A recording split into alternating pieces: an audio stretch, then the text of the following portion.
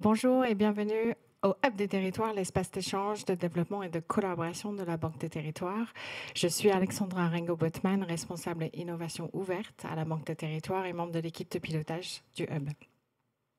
Nous sommes ravis de vous accueillir ce matin pour cet événement sur les managers de commerce, bilan et perspectives d'un métier au cœur de la redynamisation des territoires. Cet événement vous apportera un croisement de regard sur une des mesures phares du plan de relance pour le commerce, celle du dispositif de soutien de postes de managers de commerce pour dresser à la fois les bilans de l'impact du recrutement de managers de commerce et également pour échanger sur les perspectives. Je tiens à saluer et à remercier tous les intervenants, les partenaires de la Banque des Territoires, les élus présents ce matin, ainsi que tous les participants ici en présentiel et à distance. Avant de passer la parole à Michel-François Delannoy, directeur du département appui au territoire à la Banque des Territoires, quelques derniers mots sur le Hub. Comme vous venez de voir dans la vidéo, le Hub des territoires est un dispositif destiné à réunir et à animer l'ensemble des acteurs territoriaux de l'écosystème de la Banque des Territoires. Il vise à faire collaborer public et privé et à inspirer les réussites territoriales. Pour cela, nous avons une programmation riche d'une centaine d'événements par an qui se déclinent selon différents formats comme celui ce matin, mais également les débats, les ateliers, les retours d'expérience et l'accueil de start-up en résidence. Alors, pour ne rien rater, je vous invite à vous abonner à la newsletter du Hub des Territoires et à consulter notre programmation sur banquedesteterritoires.fr. Et maintenant, sans plus attendre, je passe la parole à Michel François. Alors, merci beaucoup Alexandra, et donc merci à toute l'équipe du Hub de nous accueillir une nouvelle fois pour une initiative partagée. Voilà, je voudrais vous saluer toutes et tous qui êtes ici présents au Hub des territoires, et puis par le biais des caméras, saluer évidemment toutes celles et tous ceux qui sont à distance et qui sont nombreux, puisqu'il y a plus de 350 inscrits, 357 d'ailleurs, me disait tout à l'heure Magali. Voilà, donc quelques mots d'abord pour parler du contenu, puis j'évoquerai un petit peu ensuite les raisons pour lesquelles nous sommes là. Le contenu, je veux parler là évidemment du sujet du commerce, et on le sait, toutes celles et tous ceux qui sont dans cette salle et qui sont à distance mais connectés à notre événement. Évidemment, le commerce, c'est un élément important de la vie de nos villes, qu'elles soient grandes, petites, moyennes, y compris de nos villages. C'est un élément témoin aussi des équilibres ou des déséquilibres des territoires en question. Et on le sait, c'est un peu des basiques, on a souvent évoqué ça avec Arnaud par exemple, ou avec Pierre. Les commerces, ça s'installe là où il y a des flux, c'est vrai d'ailleurs y compris du commerce numérique. Et donc, voilà, les commerces, là où ils sont, là où ils s'installent, ou de là où ils partent aussi, révèlent finalement aussi globalement ce qui se passe dans un territoire, du point de vue en tout cas de ces flux. Cette question du commerce, elle est présente très nettement depuis quelques années, en lien avec cette question de la redynamisation, de la revitalisation, les termes ont parfois varié, et notamment liés à la question des centres-villes, et c'est des sujets qui ont été pour nous, Caisse des dépôts d'abord, puis Banque des territoires, quand même un vrai tournant dans notre manière de nous impliquer sur cette question des commerces. Alors, c'est pas que auparavant nous ne faisions rien, puisque nous avons été un acteur très engagé avec, par exemple, l'invention, on va dire, du concept de centre commercial de centre-ville, puisque nous avons été, par exemple, partenaire financeur, engagé financièrement, investisseur du centre du centre commercial de centre-ville de Roubaix, l'espace Grand Rue, qui était le premier format tentative par la réplique finalement du modèle des centres commerciaux de périphérie, en les mettant dans les centres-villes, d'une volonté de redynamiser le centre-ville de Roubaix. Puis ensuite, ça s'est développé dans des tas de villes. Donc ça, c'était un format qui est apparu à la fin des années 90, au début des années 2000. Nous avons aussi été très engagés, nous le sommes toujours, dans l'aventure de l'EPARECA, c'est-à-dire cette idée cette volonté, même ce volontarisme de mettre des commerces ou de repositionner des commerces dans les quartiers en politique de la ville, avec toutes les variations de cette politique de la ville qui ont suivi, mais nous sommes donc toujours engagés d'ailleurs aux côtés aujourd'hui de la NCT. On a même constitué une foncière commune avec les PARECA. Et puis, il y a une dizaine d'années, autour de cette question des villes moyennes et de leur redynamisation par la question de leur centralité, c'est vrai que nous sommes venus approcher de plus près ces sujets que certains défricheurs avaient commencé à regarder très attentivement, et je pense en particulier à Centre-Ville en mouvement, mon cher Pierre, qui a quand même été une vraie démarche pionnière d'élus qui voulaient regarder ce sujet des centres-villes et de leur dynamique. Et donc, c'est à partir de là que finalement, la Caisse des dépôts, avec d'abord Centre-ville de demain, puis notre engagement presque un peu cofondateur avec l'État du programme Action Cœur de Ville, on a donc engagé un travail d'une nature tout à fait différente dont on aura l'occasion de rediscuter, mais on n'est pas là pour en parler dans le détail. Et puis, il y a eu un autre événement qui est... voilà, c'est il y a 4 ans, quasiment jour pour jour, la crise Covid, le confinement, les commerces qui ferment. Et à ce moment-là, pour nous, Banque des Territoires, la volonté de regarder, d'essayer de réfléchir finalement aux impacts qu'auraient toutes ces dispositions dans le temps court, dans lequel nous étions, mais aussi dans le moyen et long terme. Et nous avions d'ailleurs engagé tout un travail, on vous avait d'ailleurs associé pour essayer de regarder ce que seraient les impacts de ces dispositions tout à fait inédites. Et c'est à la suite de ça que nous avons pris des décisions, à la fois d'accompagner dans le court terme, voilà, par un certain nombre de mesures, les territoires et indirectement les commerces qui étaient particulièrement impactés par les mesures, et puis aussi des mesures de moyen terme pour contribuer et continuer finalement à travailler sur l'accompagnement à la restructuration des linéaires commerciaux, notamment dans les cœurs de ville et les quartiers.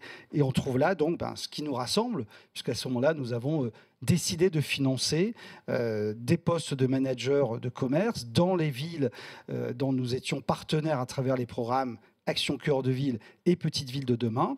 Et l'État nous a aussi confié le mandat, c'était une négociation avec vos collègues de la DGE, donc pour nous confier donc le mandat, en dehors des villes, cœur de ville et petites villes de demain, de financer aussi, mais là, à ce moment-là, avec l'argent de l'État, ces postes de managers de commerce, en même temps que nous financions aussi des solutions numériques, puisque c'était aussi un élément sur lequel il y avait beaucoup de demandes et d'attentes par la force des choses, j'allais dire. Voilà, donc ça a été donc...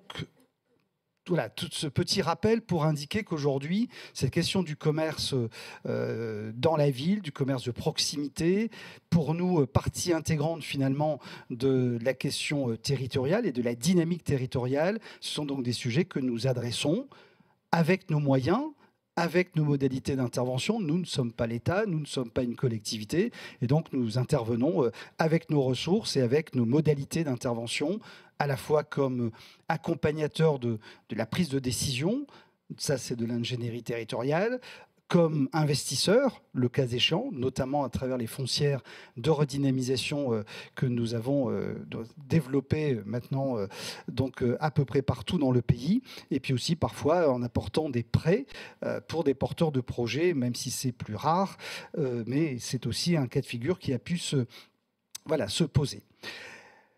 Nous sommes là aujourd'hui parce que nous avons donc engagé ces moyens, c'est plusieurs millions que nous avons investis dans le financement, dans le cofinancement de ces postes de managers de commerce. C'est plus de 500 que nous avons contribué à financer voilà, pour ce qui nous concerne, dans les villes, cœur de ville et petites villes de demain, comme je le disais tout à l'heure.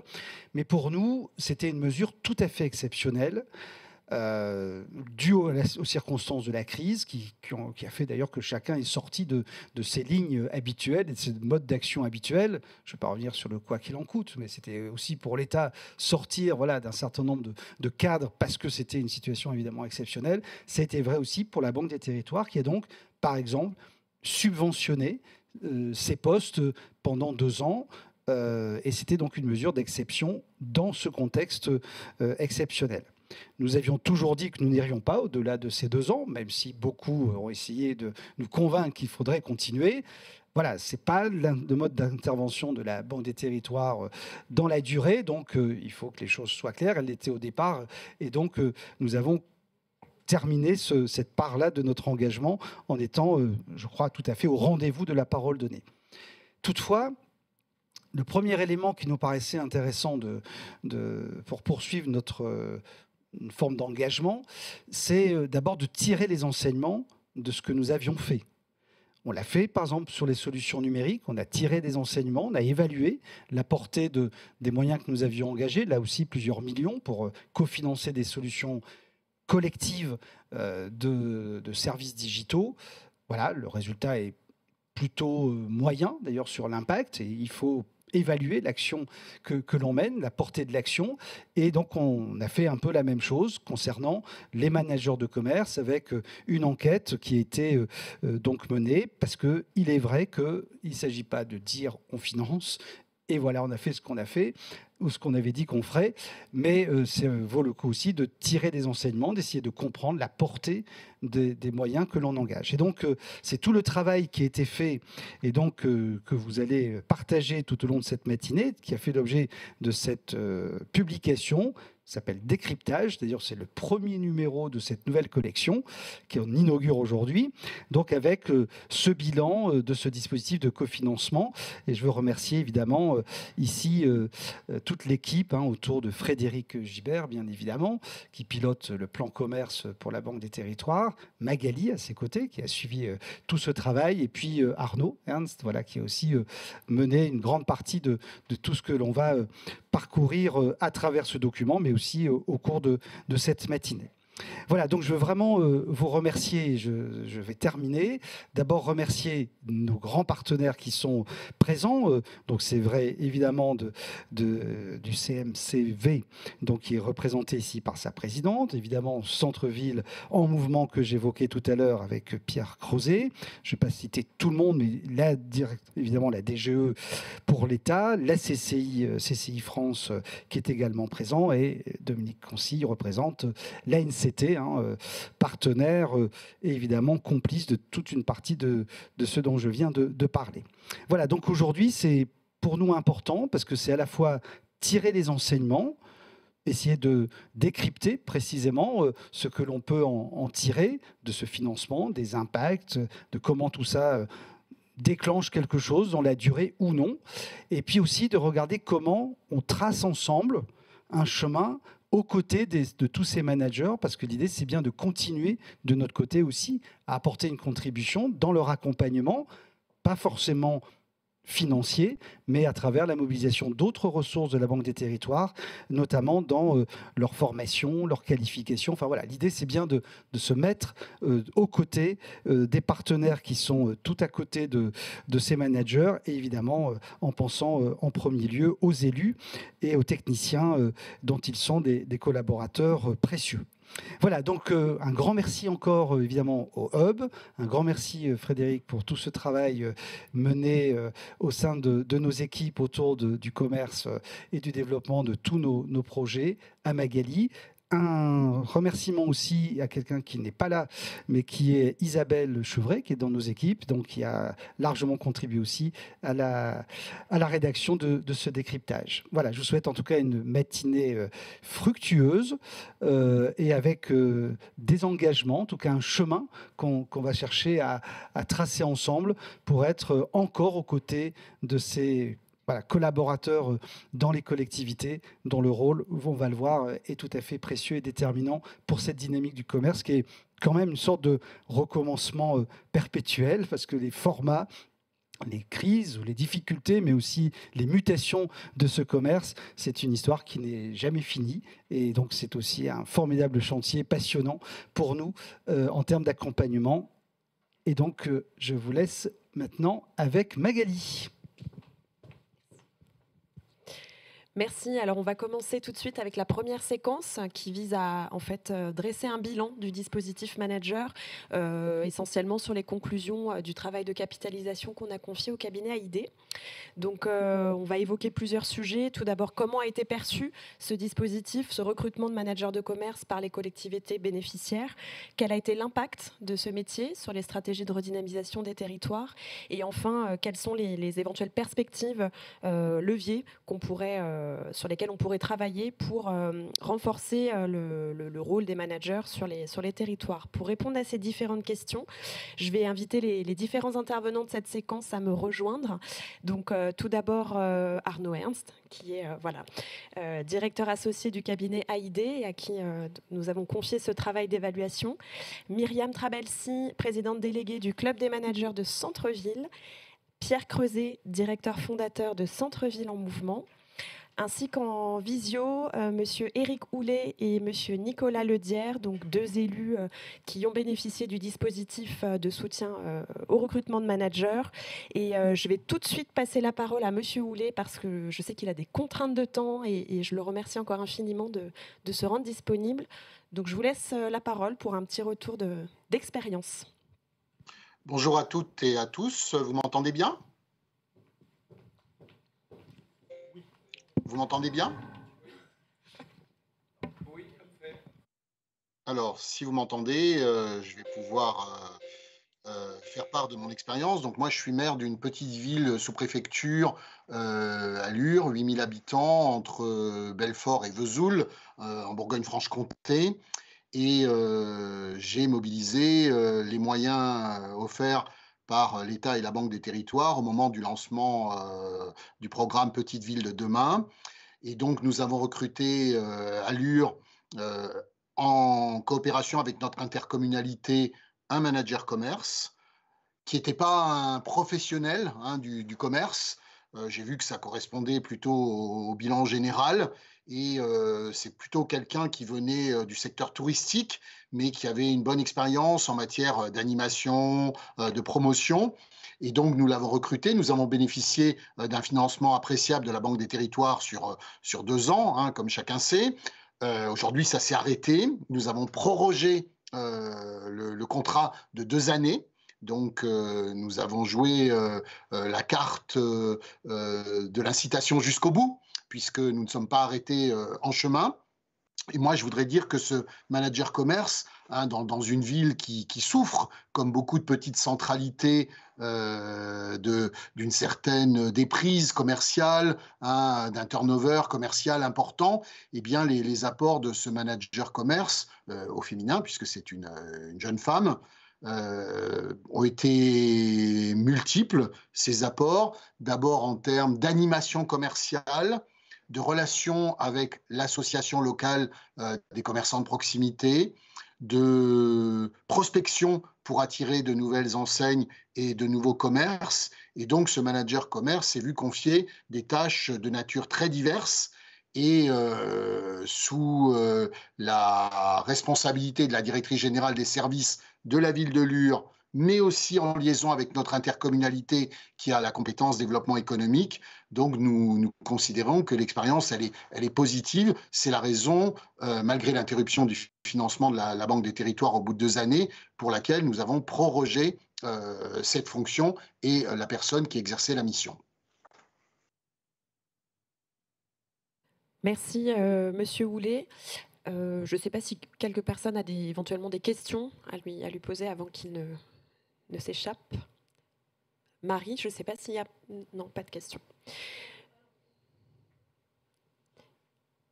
Oui, alors on a une question sur le chat qui pose la question des relations avec le PCI et de l'article, qui a la compétence. Et donc voilà, est-ce que vous pouvez préciser un petit peu le rôle respectif de la commune et de l'interco? Tout à fait, avec plaisir. Donc le programme Petite Ville de demain, comme les autres programmes qui concernent la redynamisation de notre centre-ville, sont menés conjointement par l'intercommunalité et sa ville-centre. Donc c'est un choix très fort. Quand je parle d'autres programmes, il y a la région, hein, qui est un programme d'investissement pour redynamiser les petites centralités en Bourgogne-Franche-Comté. Et donc le programme Petite Ville de demain et le programme de la région Bourgogne-Franche-Comté, on les mène, nous, en parallèle, ville-centre et intercommunalité. Alors, ça veut dire qu'on a des comités de pilotage communs, des instances techniques qui sont communes, hein, très concrètement, et nous avons fait un choix de répartition au niveau des recrutements des moyens en ingénierie.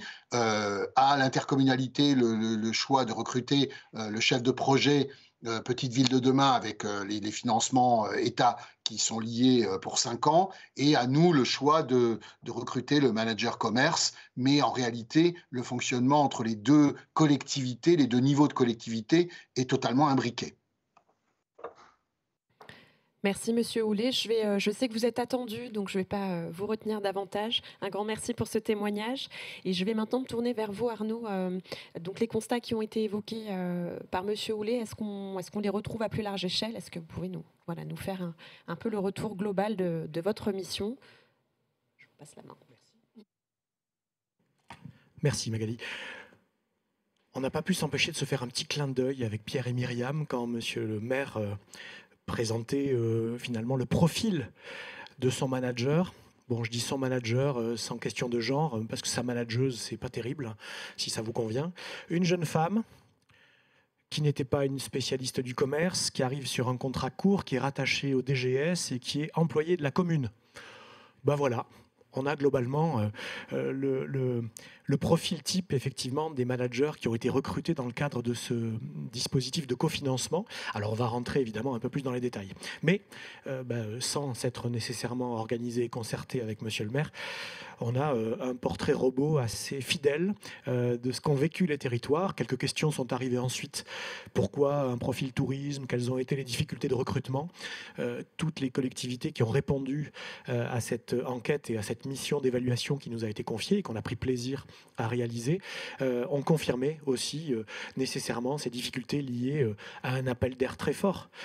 500 postes de managers pas identifiés à la NPE ou à France Travail, avec des fiches de poste qui n'étaient pas souvent très bien connues par les professionnels du recrutement, un métier un peu ovni dans la fonction publique territoriale, puisque pas référencé ou pas identifié officiellement dans la fonction publique territoriale. Quel cadre, quel échelon, quel niveau de rémunération? Monsieur le maire a eu la décence de ne pas parler de salaire, mais effectivement, c'est un sujet évidemment qu'on va devoir aborder aussi, puisque dans le cadre de ce dispositif de cofinancement, les managers ont été recrutés à des niveaux de rémunération un peu décalés par rapport aux attentes qu'on peut avoir, à l'ambition de la fiche de poste et à la stratégie désormais que ce job installe sur les territoires.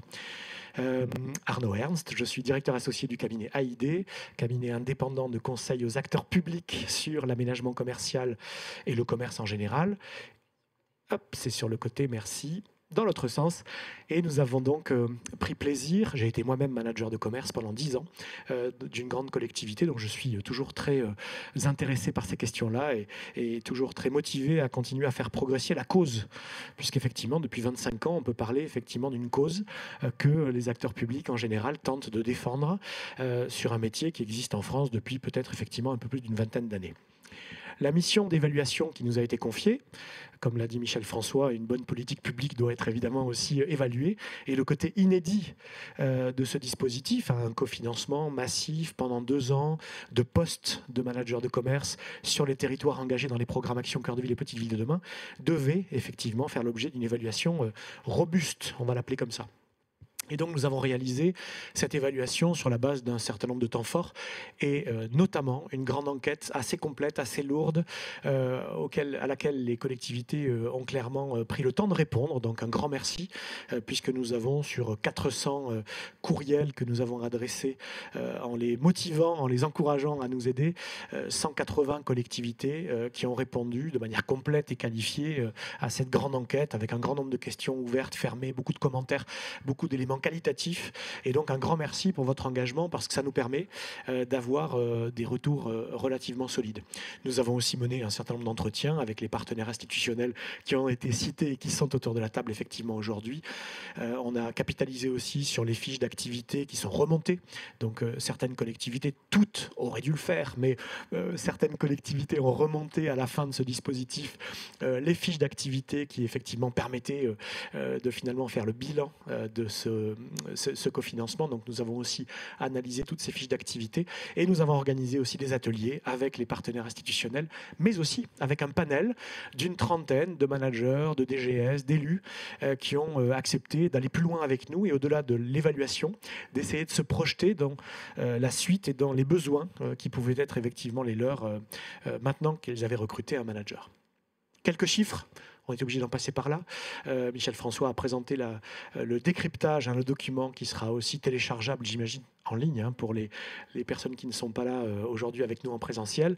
Vous retrouverez effectivement l'intégralité de ces résultats et un peu plus encore même dans le support qui vous a été remis et qui sera téléchargeable en ligne. On va s'arrêter quelques minutes d'abord sur le processus de recrutement, les modalités de recrutement et ce moment un peu dingue où, alors selon la police, selon les organisateurs, on avait déjà en France 400 à 500 peut-être managers. Et bien tout d'un coup, on en a recruté 500 de plus, quoi. Et ça, sur un marché de l'emploi qui n'était pas prêt, pour être honnête, qui n'était pas organisé, gabarité, pour effectivement assumer. Bon, à la NCT, dans les programmes Action Cœur de Ville et Petites Villes de demain, on a connu aussi ça, quand il a fallu tout d'un coup recruter 1000 chefs de projet PVD, je crois, des chefs de projet Action Cœur de Ville. Donc, il y a un effet évidemment très fort, un appel d'air très très fort à ce moment-là, qui fait qu'évidemment, sans surprise, un certain nombre de collectivités nous ont indiqué que ces recrutements avaient été plutôt difficiles, voire très difficiles. C'est de l'ordre d'effectivement presque 40% d'entre eux. Et contre-intuitivement, c'est plus fort encore sur les territoires engagés dans les programmes Action Cœur de Ville. Donc les territoires dont on aurait imaginé plutôt que leur attractivité en termes effectivement de recherche de candidats aurait été un peu plus forte que sur des territoires beaucoup plus ruraux.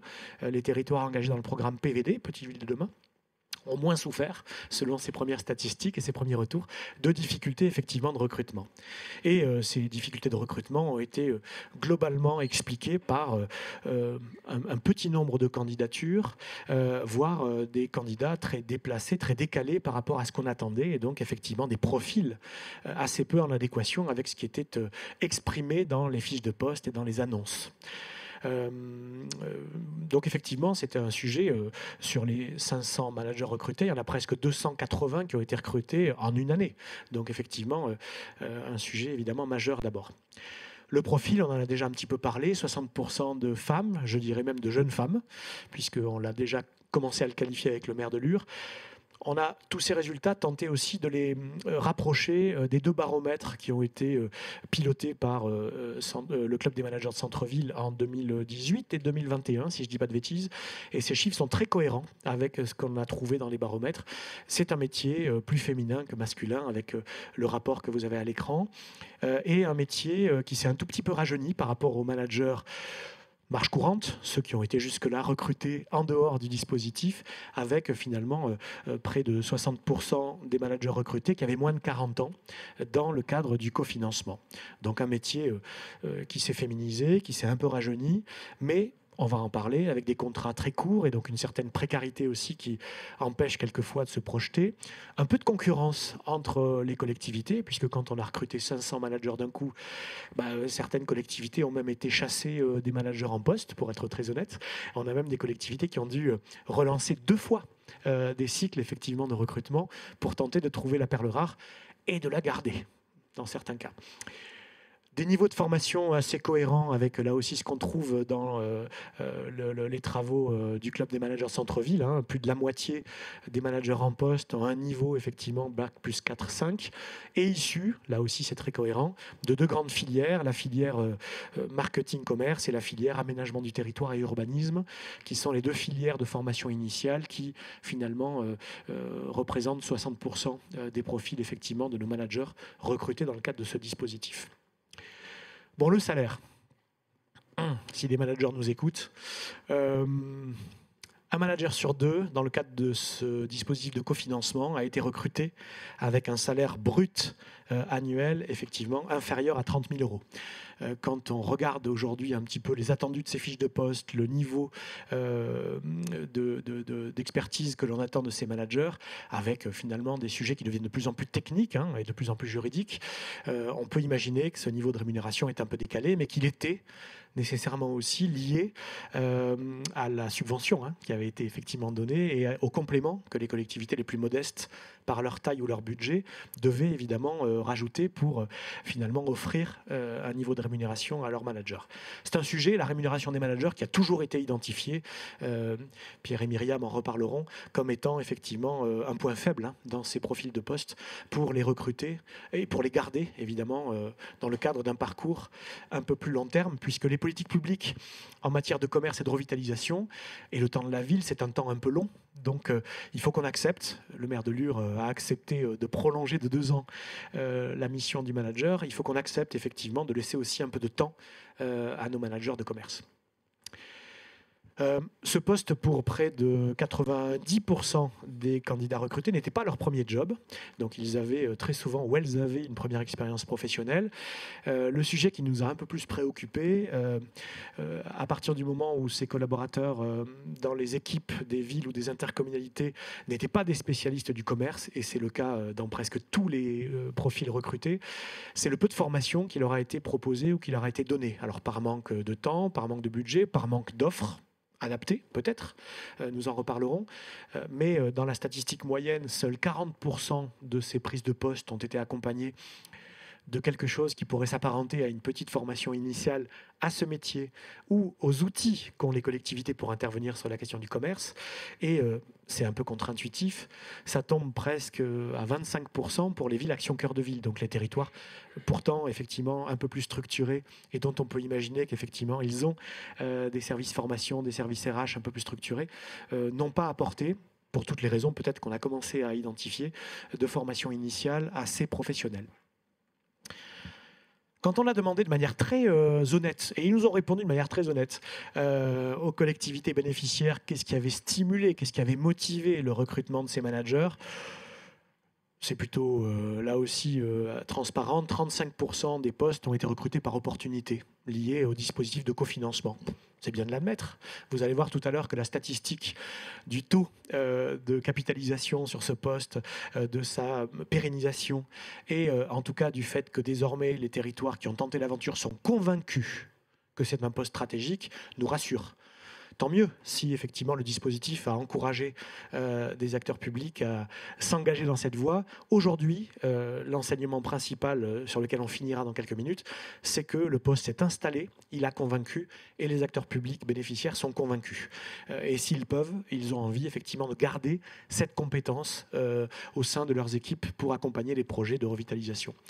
Mais presque un recrutement sur 2 a été aussi justifié par la mise en œuvre d'une stratégie de redynamisation ou la mise en œuvre d'un plan d'action. Alors certes, souvent écrit, engagé avant même le recrutement du manager. On a quelquefois mis aussi les bras, le chef d'orchestre, l'outillage un peu après finalement la stratégie qui avait été établie, notamment dans le cadre des programmes, des opérations de revitalisation de territoire et des différentes fiches actions qui ont découlé de ces stratégies de territoire. Mais ils ont trouvé dans le dispositif l'opportunité d'aller trouver de la compétence pour accompagner ce programme. Là aussi, monsieur le maire de Lure l'a confirmé, la majorité des managers ont été recrutés par les collectivités territoriales, 80%. Villes, intercommunalités. Quelques exemples ponctuels, les consulaires, dans certains cas, ils sont avec nous et ils réagiront aussi évidemment tout à l'heure sur le dispositif. Dans certains cas, des unions commerciales qui ont aussi recruté effectivement des managers de commerce, mais dans 80% des cas, c'est la collectivité qui a recruté et très clairement, c'est la ville. C'est un sujet encore très communal, certes avec un travail itératif avec le PCI. Tout à l'heure, on parlait de la compétence. La compétence éco, elle est à l'intercommunalité. La compétence commerce, beaucoup de maires, si on peut distinguer effectivement une différence entre la compétence éco et la compétence commerce, beaucoup de maires gèrent encore le quotidien et la relation avec le commerce, les marchés, les enseignes, les locaux vacants. Ça reste très souvent, et ces chiffres le confirment, un sujet communal.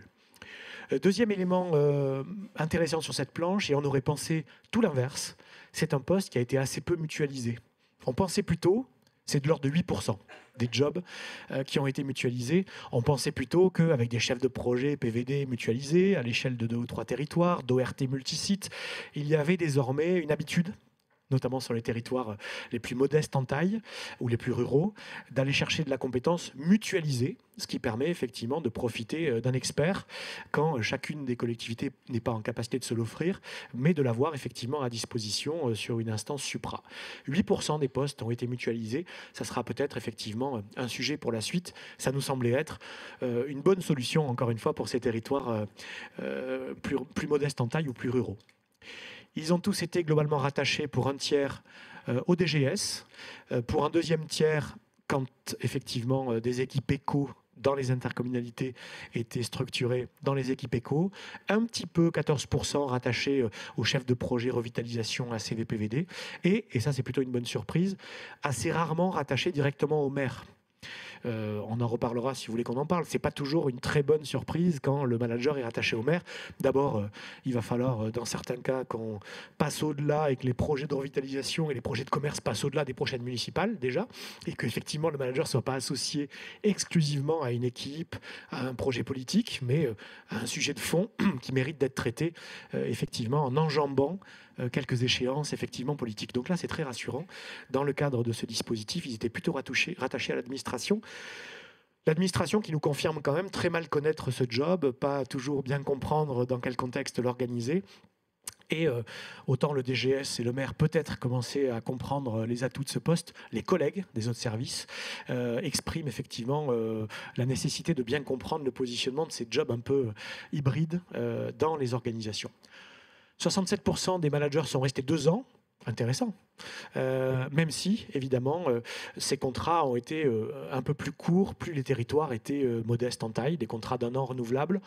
Bon, c'est pas hyper confort, hein, des contrats d'1 an renouvelables, quand vous avez une famille, quand vous déménagez, que vous prenez un job, ça n'encourage pas, évidemment, une pérennité et une installation un peu durable sur les territoires. Et certains territoires ont été amenés, on en a parlé tout à l'heure, à relancer 1 fois, voire 2 fois des processus de recrutement pour tenter de trouver leur manager. Je termine cette première séquence avec quelques informations sur ce qui a occupé les managers pendant ces 2 ans.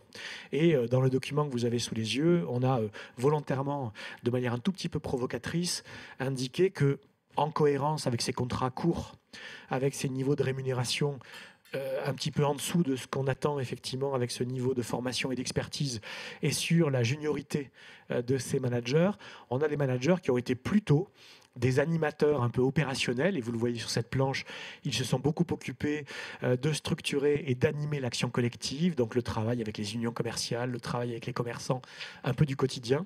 Ils ont travaillé aussi sur des actions de promotion, de communication, d'événements, beaucoup moins, mais on ne peut pas le reprocher dans le contexte qu'on vient de décrire, beaucoup moins sur les sujets un peu stratégiques, les outils de planification, la stratégie d'aménagement commercial du territoire, le projet urbain, l'amélioration des facteurs de commercialité, la question de l'espace public, enfin de tout ce qui fait que le commerce aussi s'épanouit sur le territoire. Donc un peu plus des animateurs opérationnels que des stratèges développeurs, mais sur des territoires.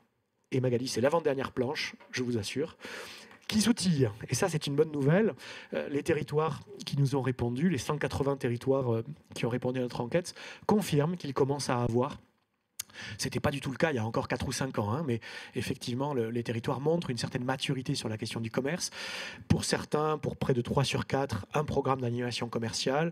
Pour 65%, un observatoire de la vacance, un diagnostic commercial, un plan d'action pour la redynamisation, des mesures commerce dans les PLU, 43% qui nous confirment avoir commencé à écrire des choses et traduit une stratégie territoriale liée au commerce dans les documents de planification. Ça fait plaisir.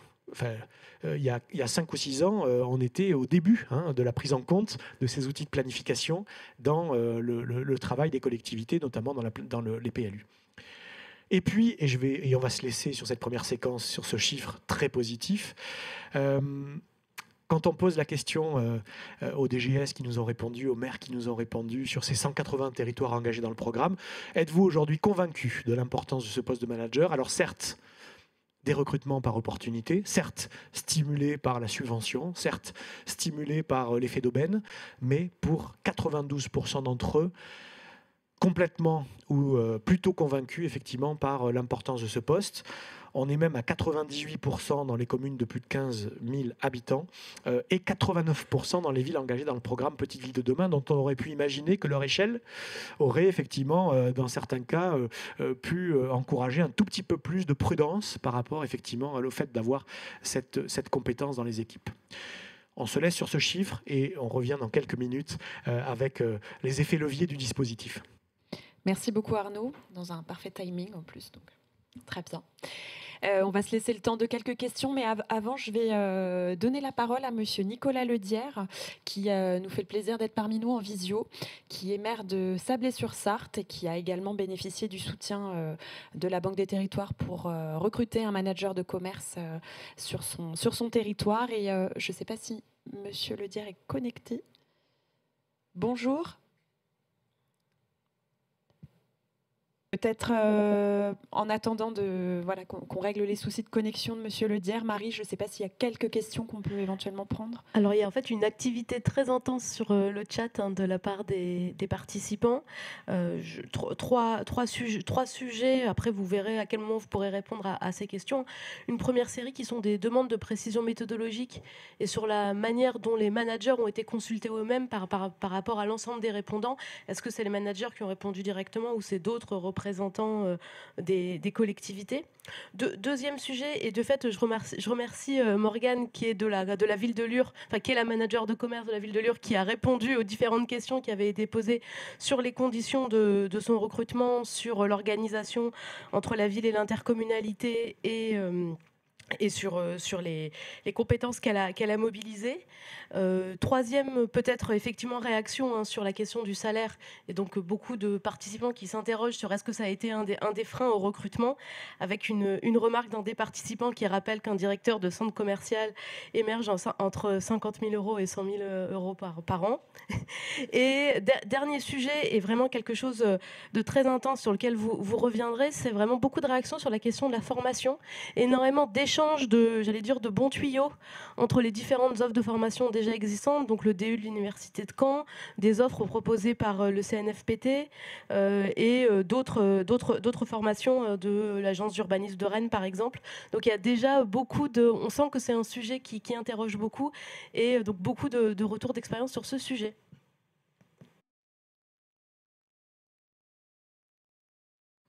La question de la formation, soyez assurés qu'on va lui consacrer une séquence importante, puisqu'évidemment ça a été très clair dans les retours qualitatifs pour la suite. Formation initiale, formation continue, animation du réseau, partage de bonnes pratiques, centre de ressources. Certains managers nous disent « je suis tout seul dans ce job », sauf qu'à 15 km, il y en a un deuxième, à 30, il y en a un troisième. Et aujourd'hui, on va essayer de faire les comptes, mais il y a peut-être 1 millier, 700, 800, 900, peut-être 1 millier de managers en France. Donc en fait, il n'y en a pas loin. Donc cette question, évidemment, on va l'aborder aussi avec les partenaires qui, depuis longtemps, tentent aussi d'animer ces réseaux. Sur les réponses méthodologiques, 75% des répondants sont plutôt des DGS ou des chefs de service. Nous avions demandé à ce qu'ils puissent aussi, évidemment, se servir de cette enquête pour associer leurs managers.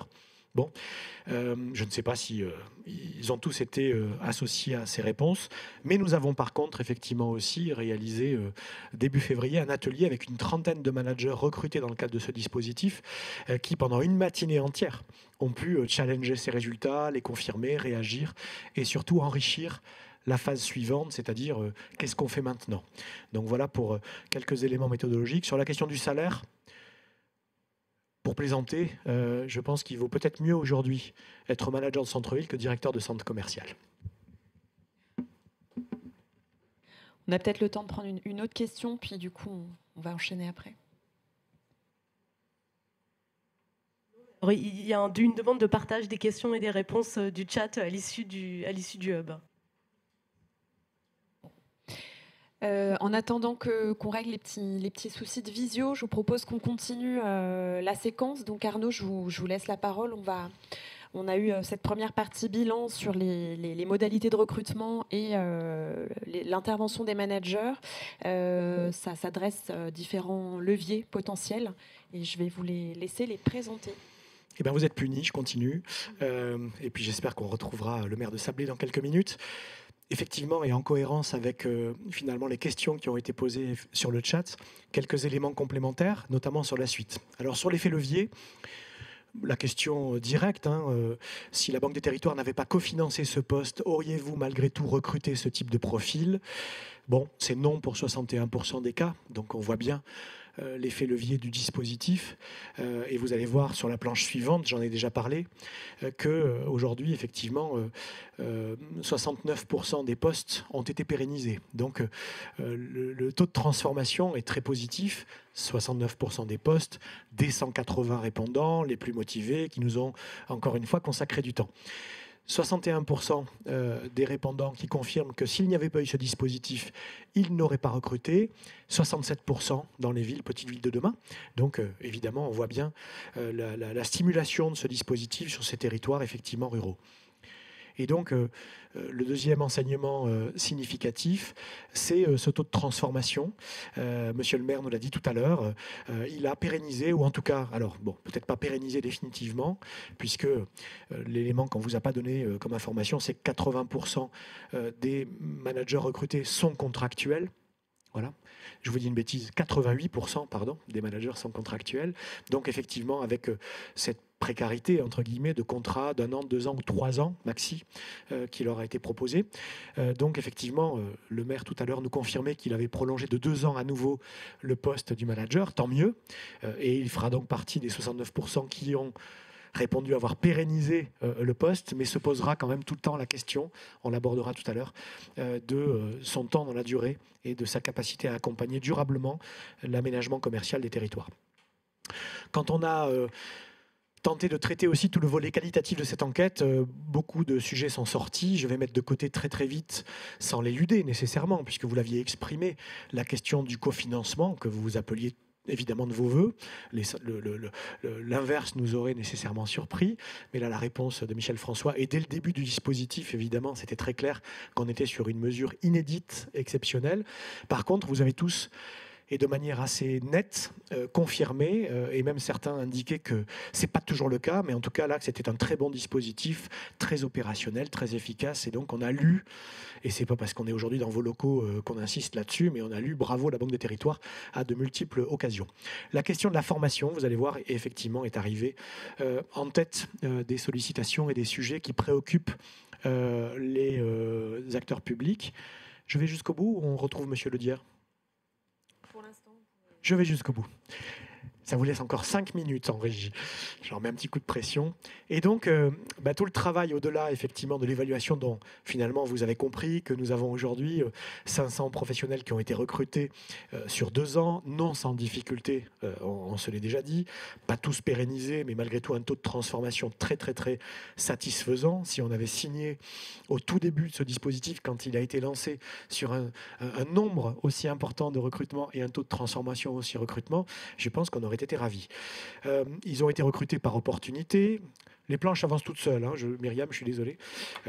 Ils ont été recrutés par opportunité, mais c'est un métier qui s'est installé et qui a su désormais convaincre, notamment les collectivités qui étaient le plus éloignées de cette compétence, effectivement, commerce. Mais on l'a dit, des contrats courts, des contrats pas toujours avec de la visibilité, sur des niveaux de rémunération pas toujours adaptés, on vient d'en parler, et des prises de fonction qui ont été très souvent insuffisamment accompagnées de modules de formation initiale ou ponctuellement quand les managers ont été confrontés à un certain nombre de sujets. Donc, on leur a posé finalement à tous et à nos partenaires et au panel de managers qui ont travaillé avec nous en février, quels pourraient être finalement, en dehors du financement des postes, les thèmes de préoccupation qui pourraient nous permettre de continuer à répondre aux attentes des collectivités, à continuer à soutenir le sujet du commerce, dont l'actualité est évidemment brûlante dans les sujets de revitalisation, et accompagner aussi cette profession des managers de commerce qui se structure. Et on voit arriver 4 grands thèmes.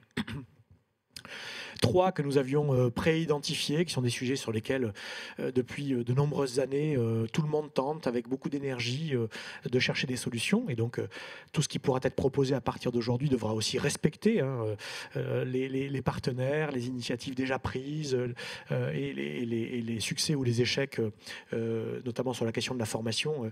Il faudra faire un petit peu le bilan de ce qui existe, mais il semble qu'en tout cas, il y ait une difficulté à trouver le bon module de formation au bon endroit, au bon moment, en fonction des besoins des managers. Et donc, ces 4 grands thèmes, on va les déployer un tout petit peu ensemble là en quelques minutes, mais ils feront l'objet évidemment de différentes initiatives par la suite. La deuxième séquence de la matinée va nous le confirmer. Premier sujet. Et c'est c'est le cheval de bataille de Pierre Creuset presque depuis des années, une meilleure reconnaissance de ce métier de manager de commerce.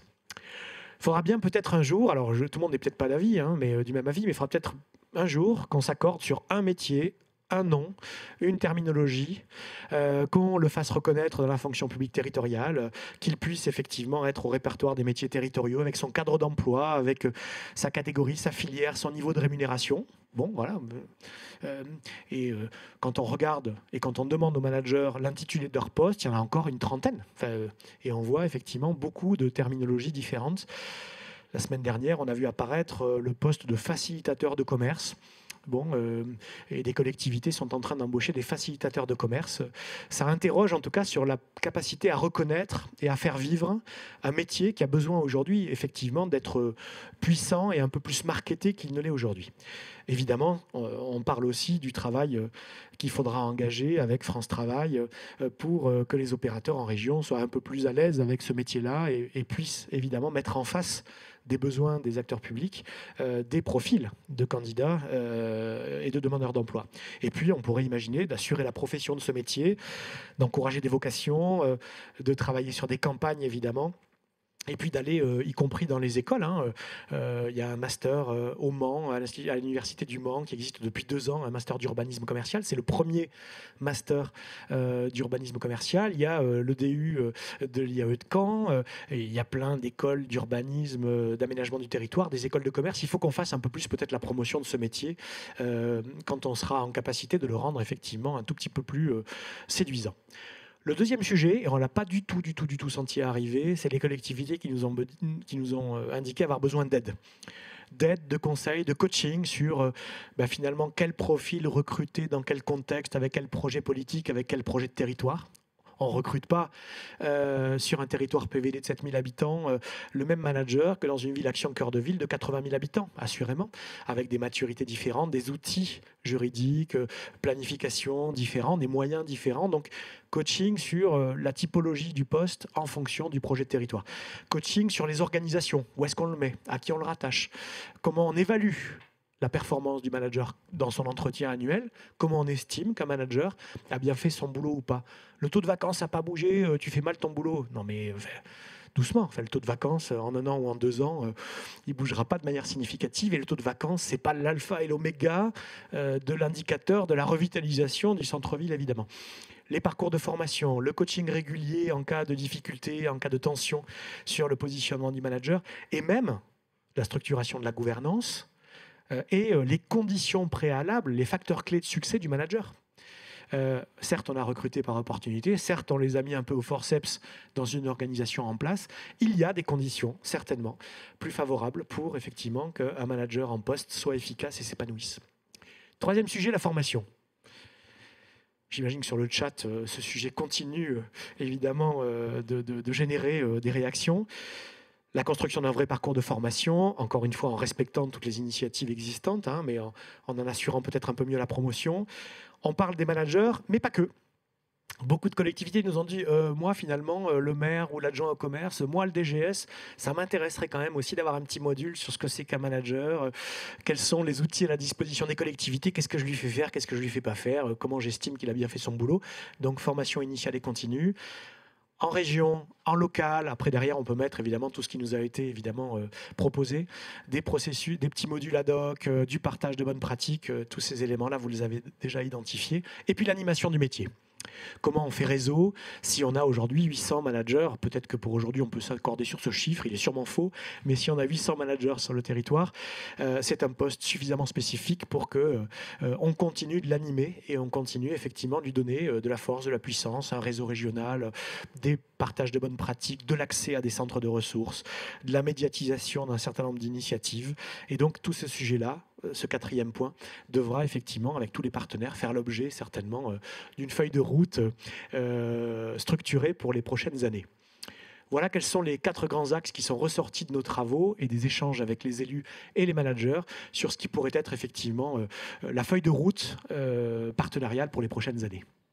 Merci Arnaud. Alors justement, je vais me tourner vers nos partenaires pour une réaction sur ces différents leviers. Alors tout d'abord, Myriam, vous fédérez au sein de votre club près de 300 managers. Alors managers en tout genre, commerce, ville, centre-ville. Alors 3 référentiels métiers. 3 référentiels métiers.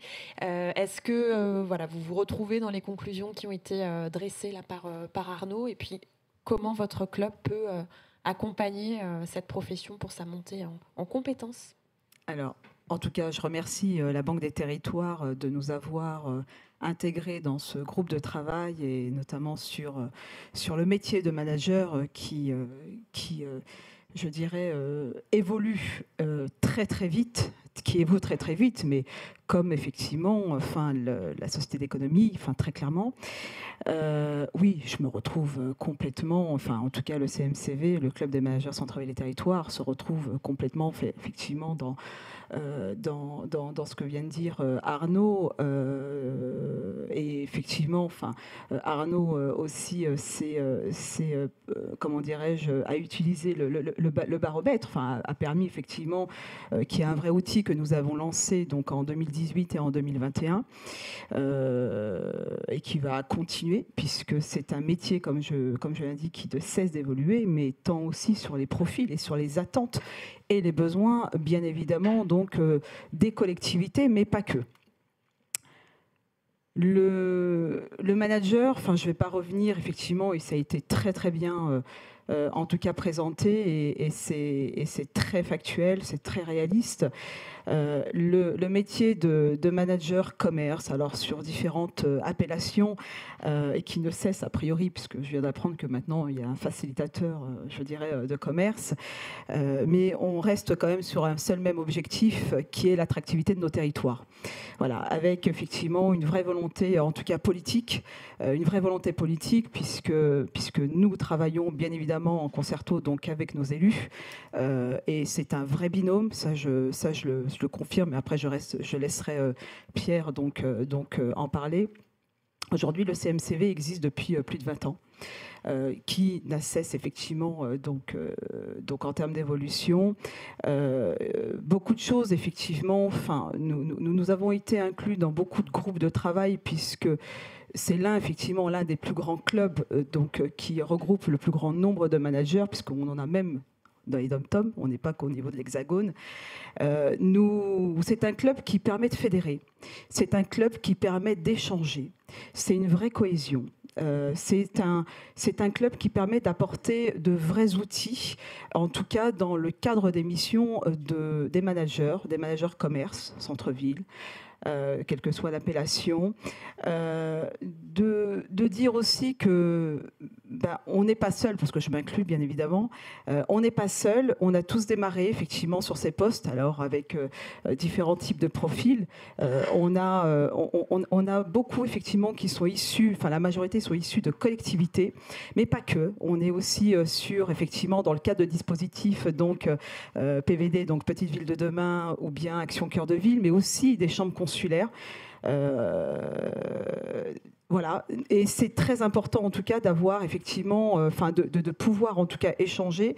On a mis en place différents outils. C'est là par exemple récemment on a créé c'est une application qui s'appelle Discord, qui est très connue et qui permet effectivement de chaque manager de pouvoir poser donc une question sur lequel il y a une problématique, mais pas que, mais aussi c'est d'échange aussi de bons procédés sur lequel tiens, moi par exemple en termes d'animation, j'ai pu mettre ça sur ma ville, je vous le partage.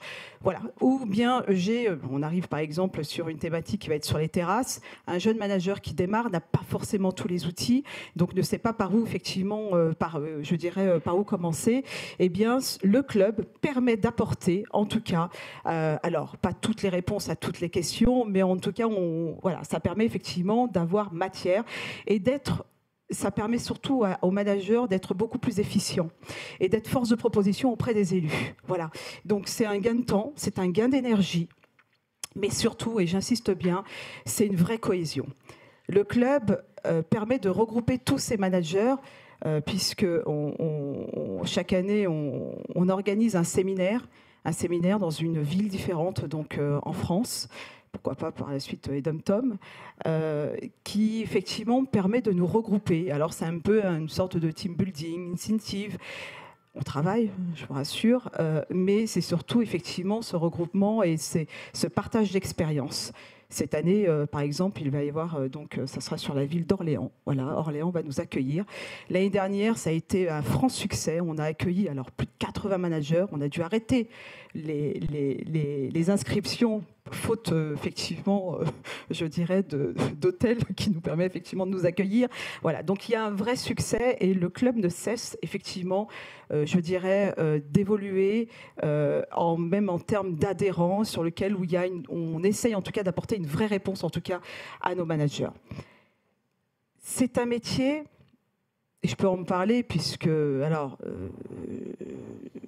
sur des parcours complètement atypiques, et ça représente bien, effectivement, ce sont des jeunes managers. Moi, ça fait 10 ans que je fais ce métier-là, et pourtant, je ne suis pas issue de collectivité. J'ai un parcours un peu atypique, puisque je viens du privé, de la grande distribution. J'ai été commerçante. L'avantage, effectivement, c'est que je parle le même langage que les commerçants, et donc, quand on parlait, alors peut-être que le mot facilitateur, mais le manager doit être effectivement, je dirais, avoir un atout qui est déjà ce relationnel, mais aussi avoir une force d'adaptation énorme et de pouvoir anticiper en tout cas les enjeux, ce qui lui permettra d'être effectivement force de proposition auprès des élus. Tout ça, ça s'apprend. Voilà, le club est là, en tout cas, le CMCV est là pour pouvoir effectivement apporter, en tout cas, alors pas, comme je le disais tout à l'heure, pas toutes les réponses aux différentes questions, mais de pouvoir aussi avoir ce retour d'expérience par ces managers qui ont une certaine expérience et autres. On est de plus en plus sollicité par les élus sur, effectivement, trouvez-nous de la perle rare. Alors la perle rare, oui, enfin, on aimerait effectivement, mais on a parlé effectivement du sujet de la formation, qui est un vrai sujet, et sur lequel le CMCV donc, travaille dessus. Aujourd'hui, il y a des disparités entre les villes, mais forcément, il y a un impact sur les managers, faute de moyens, et non pas, je ne parlerai pas de la volonté politique qui est vraiment présente et que je remercie en tout cas les élus de nous faire confiance et de travailler en concerto avec les différents organismes, bien évidemment, là-dessus. L'attractivité passe par une reconnaissance aussi du métier. Ce métier-là, alors la Cour des comptes, on n'en a peut-être pas parlé, mais la Cour des comptes a reconnu la professionnalisation quand même du métier. C'est une bataille. On a gagné cette bataille. Mais il y a une continuité par la suite.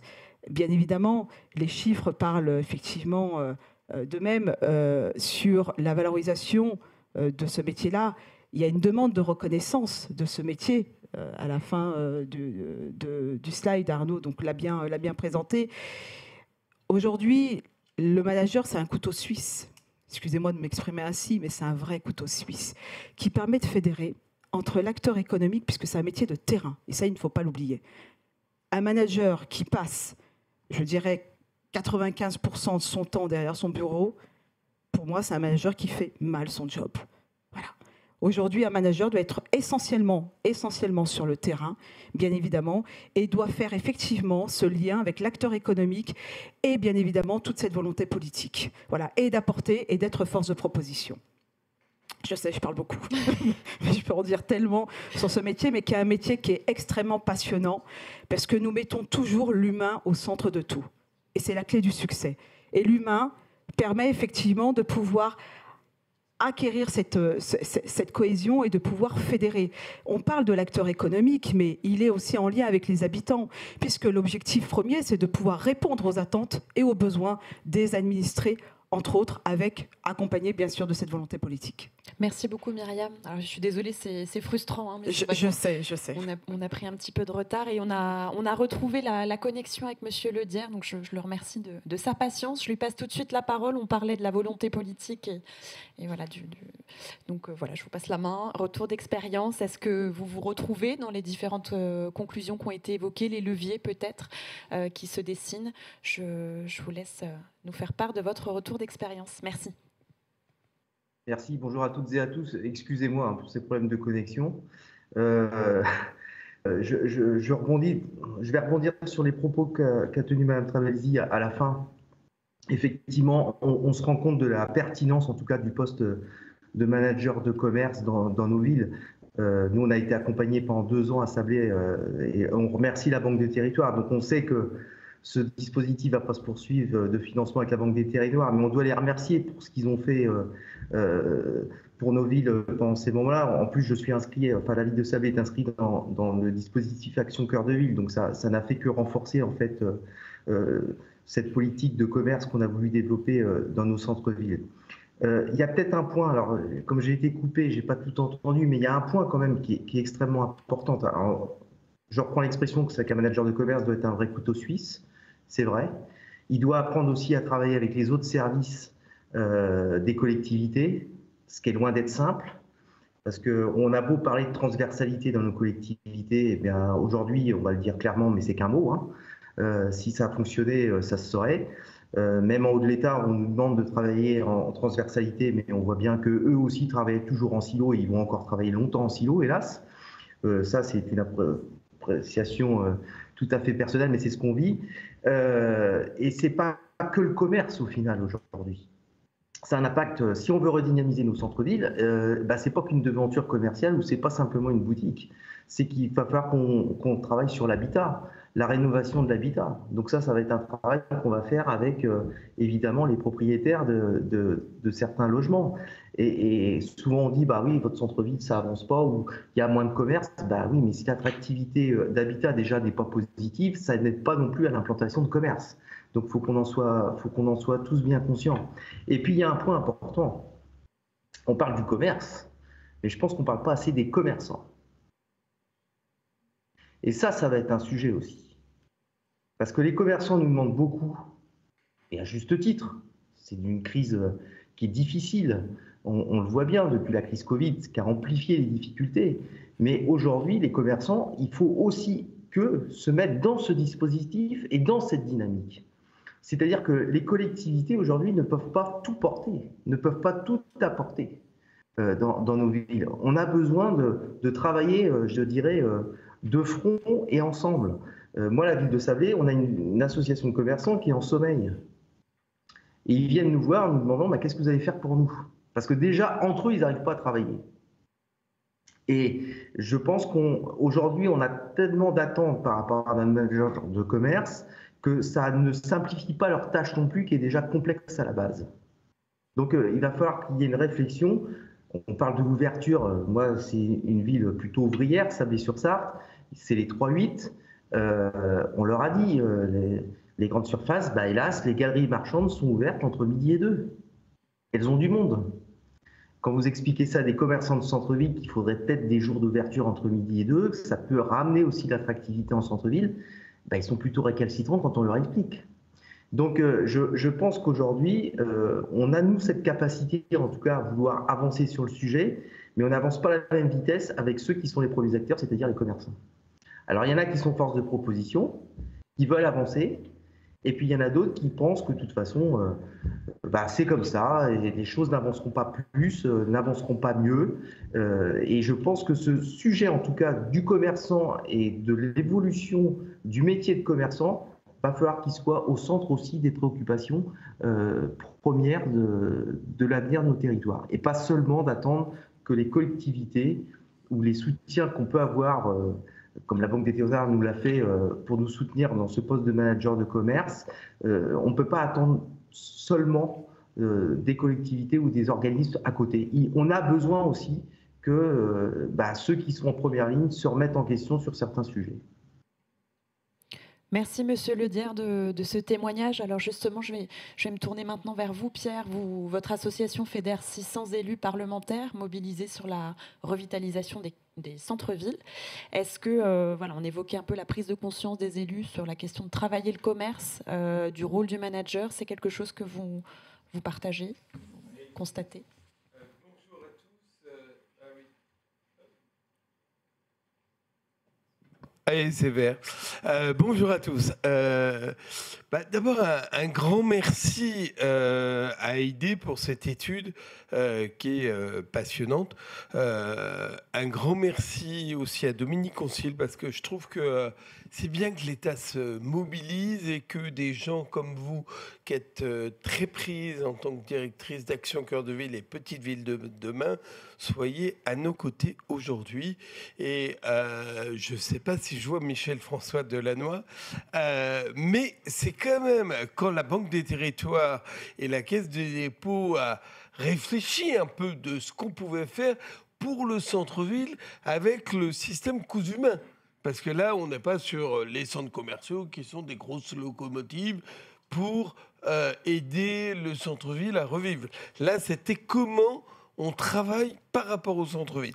Et c'est vrai qu'il y a 10 ans de ça, Michel Delannoy était un précurseur, entre guillemets, au niveau de la Caisse des dépôts pour travailler sur ces sujets, ce qui est indispensable.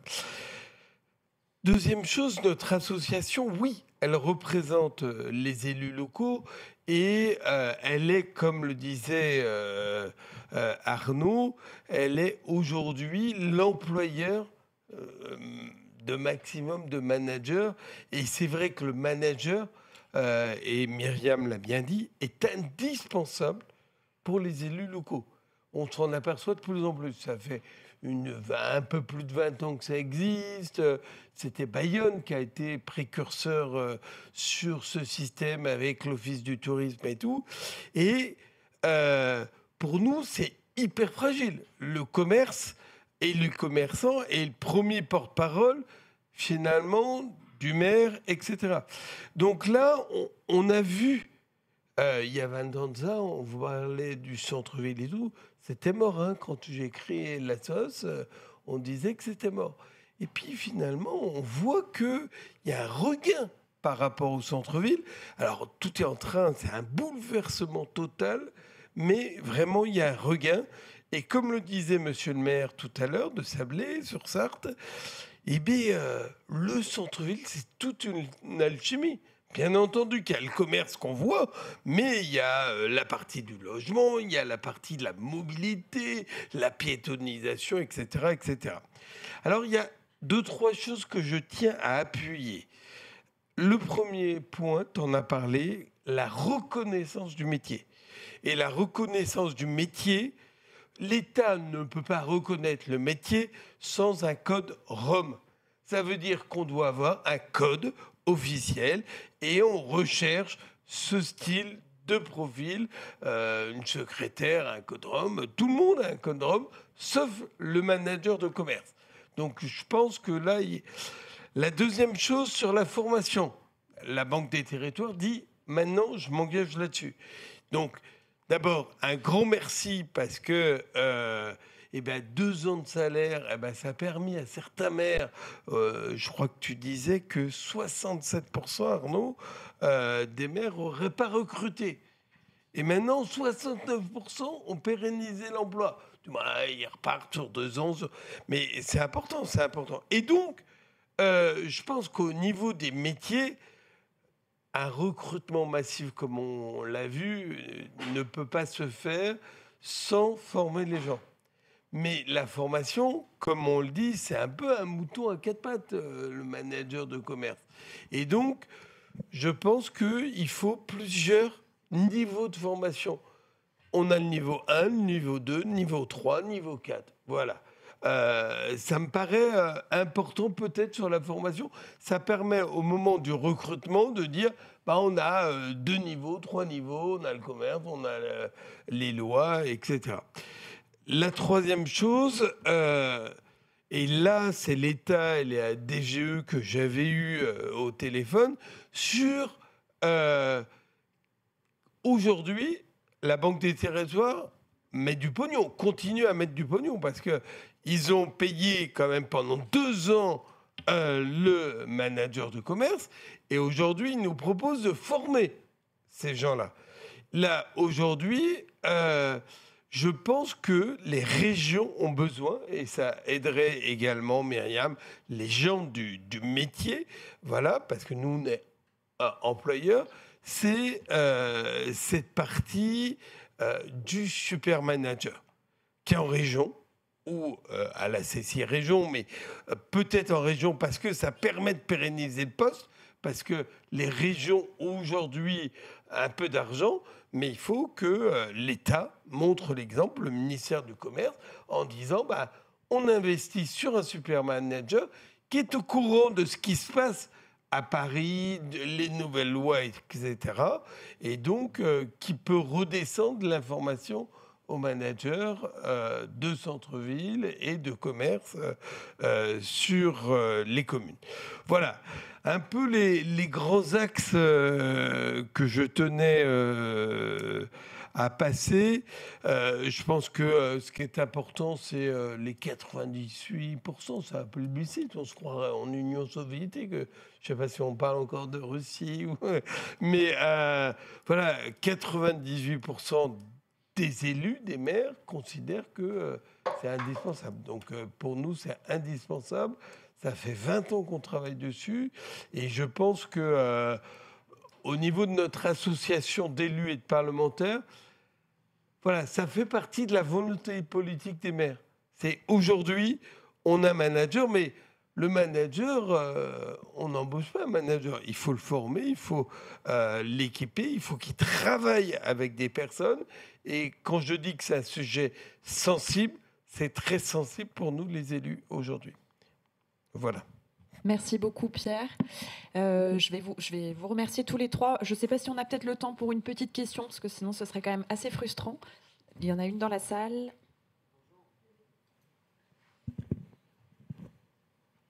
Bonjour, Manuel Agoulon. J'avais une question sur le maillage et la granularité du métier en France. Est-ce qu'il y a des régions qui sont surreprésentées, d'autres sous-représentées? Et sur la granularité, vous avez un petit graphique intéressant, mais qui note notamment que 35% des villes-centres qui ont répondu à l'enquête sont des villes-centres de moins de 7000 habitants.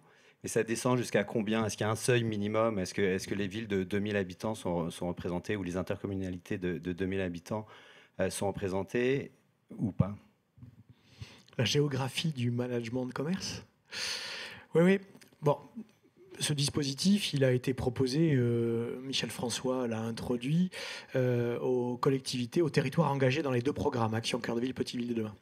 Il y a des villes engagées dans le programme Petite Ville de demain qui font 800 habitants. Alors c'est la ville, son intercommunalité et l'État. Hein, c'est bien ce deal, ce contrat entre les trois acteurs. Donc effectivement, on a vu des managers de commerce recruter, là mutualisés par contre, parce qu'une ville de 800 habitants a du mal à se payer son propre manager, mais on voit bien, j'ai en tête aujourd'hui un territoire dans le Lot-et-Garonne, avec effectivement 3 villes engagées dans le programme, une ORT, une opération de revitalisation de territoire multisite. C'est l'intercommunalité qui a recruté le manager, il est partagé sur les 3 villes qui chacune font moins de 2000 habitants. Donc le modèle semble exister, il faudra effectivement s'interroger sur sa pérennité. Jusque-là, dans la géographie des managers marche courante, avant ce dispositif dont on voit l'incitation et l'efficacité, les managers étaient plutôt sur des villes moyennes. Moi, j'étais manager d'une métropole, c'était très rare. Et il y en a toujours assez peu, en fait, parce qu'il y a des gros services commerce structurés dans les métropoles, qui effectivement sont attachés soit à l'agglo, soit à la ville-centre, soit pas loin du service d'Eveco. Donc il faudra peut-être faire ce travail. Je ne sais pas si Madame Concile a en tête la géographie des programmes. Est-ce qu'il y a des territoires qui souffrent un peu plus que d'autres? Est-ce que notre trajectoire aride, centre et est de la France, ont un peu plus de sujets de revitalisation et donc besoin d'un peu plus d'ingénierie? La question que vous posez méritera qu'on s'y intéresse et qu'on fasse la cartographie peut-être de ces 1000 ou ces 900 managers. Justement, allez-y Myriam. Nous, au niveau du club, et j'ai oublié de le préciser, nous avons 12 délégués régionaux. Voilà, répartis sur la France. Et on voit effectivement aussi cette disparité et forcément ces inégalités, je dirais, en termes je dirais de postes de manager, quel que soit sur les différents types de dispositifs, hein, que ce soit PVD ou Action Cœur de Ville ou manager de collectivité, ou rattaché effectivement, comme le disait effectivement Arnaud là-dessus. Mais il y a une vraie disparité, effectivement.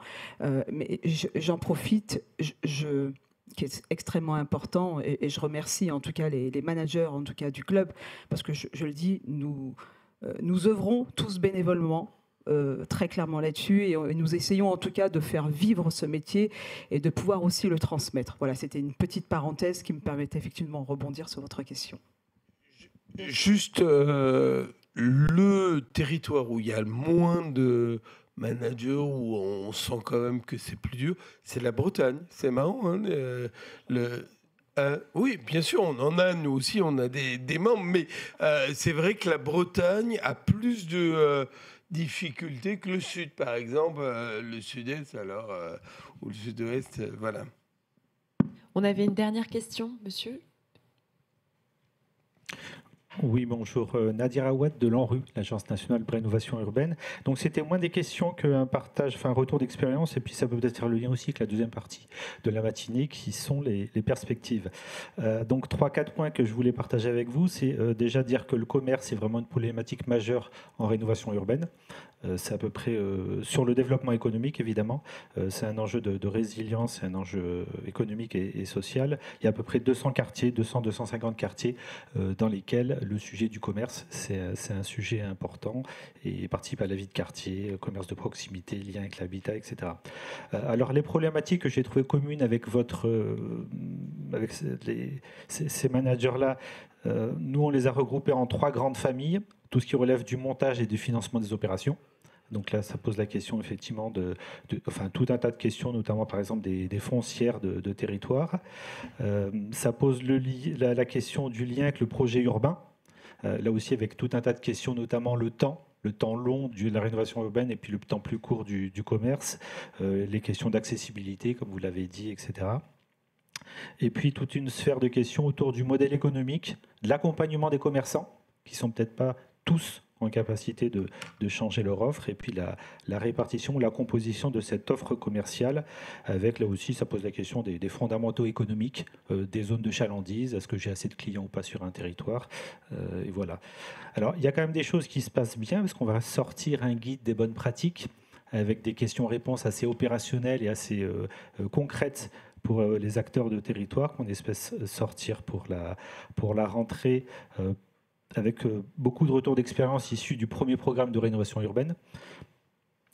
Et puis avec quelques pistes, alors je ne sais pas si nous, la piste, ce serait des managers en site de rénovation urbaine, puisque les problématiques sont communes autour du recrutement, de la montée en compétences, du maintien dans le temps, de la reconnaissance du métier.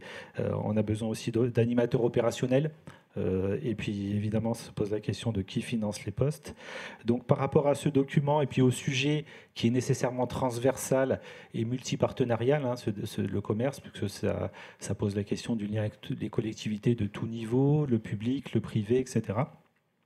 Et puis, on est en train de travailler, ou en tous les cas, on a déjà proposé à la Caisse des dépôts de participer aussi à la rédaction de ce guide, qu'on espéra très, très concret, très opérationnel. Donc, c'était plutôt un retour d'expérience sur ce qui se passe et puis les perspectives possibles.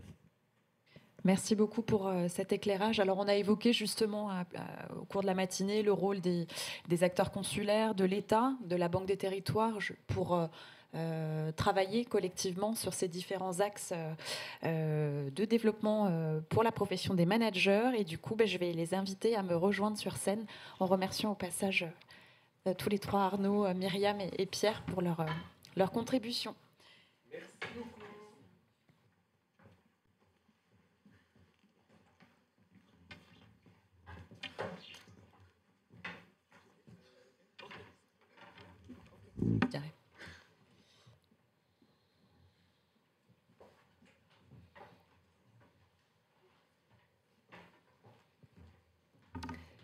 Merci beaucoup. Merci à tous les quatre de votre présence parmi nous. Je vais tout de suite me tourner vers vous, Paul. Donc, vous êtes directeur de projet économie des territoires à la Direction générale des entreprises. On a beaucoup évoqué l'importance de la reconnaissance et de la sécurisation du métier de manager. Ça a été, je crois, évoqué encore hier dans le cadre du Conseil national du commerce. Est-ce que c'est un sujet qui est bien appréhendé par les services de l'État et le cas échéant, comment on pourrait y remédier? Merci. Donc, en préambule, on peut dire que du côté de la DGE, on est vraiment convaincu de l'utilité du métier de manager de commerce, d'autant plus dans un contexte où, pour le dire vite et poliment, les centres-villes sont confrontés à des tendances adverses. Je vous l'apprends pas, mais on peut citer l'essor de l'économie digitale qui impacte l'habillement traditionnel, la démoyennisation qui polarise entre les discounts d'entrée de ville et les commerces plus haut de gamme et niche. Et ce contexte rend d'autant plus crucial la prise en compte des réalités locales, voire micro-locales, chose qu'on n'a pas tellement la capacité de faire en administration centrale. Avant, on avait des ETP dans les DRETS dédiés au commerce et à l'économie de proximité. C'est plus le cas. Donc, ceci étant dit, on peut esquisser quelques pistes pour améliorer la reconnaissance du métier. Donc, comme le disait Arnaud Ernst précédemment, en premier lieu, il y a des enjeux d'harmonisation des attendus, même si chaque collectivité est différente. Ça semble utile d'élaborer une fiche de poste générique qui sert de trame et qui peut bien évidemment être déclinée ensuite selon les missions confiées. Ensuite, il y a des enjeux de reconnaissance institutionnelle du métier de manager de commerce. Et cette reconnaissance, elle peut effectivement passer par un référencement plus important dans les répertoires des métiers de la fonction publique territoriale, avec une définition du cadre, des conditions d'accès, de rémunération, qui aujourd'hui reste très hétérogène, comme l'a montré l'étude d'AID, ce qui n'empêche pas bien sûr de la faire varier selon la taille des collectivités, l'expérience et les missions confiées. Également des perspectives, puisqu'on se rend compte qu'en fait, les managers de commerce, quand ils veulent évoluer, leur perspective, c'est changer de collectivité, et ce qui implique des engagements forts en termes familiaux et autres. Et enfin, il y a un enjeu d'appariement de l'offre et de la demande, puisque parfois les profils recherchés peuvent s'apparenter, comme l'a dit Pierre Creuset, à des moutons à 5 pattes, et comme me l'a soufflé Dominique Concy à côté de moi, plutôt des brebis à 5 pattes, puisqu'on est sur des métiers plutôt féminisés. Donc on attend des compétences en gestion, en droit, en urbanisme, mais aussi de la familiarité avec les réalités des collectivités locales. Et pour fluidifier cette rencontre entre collectivités et futurs managers de commerce, en plus de ce qui a été dit précédemment, un référencement plus systématique du métier chez France Travail peut être utile avec un code ROM, effectivement.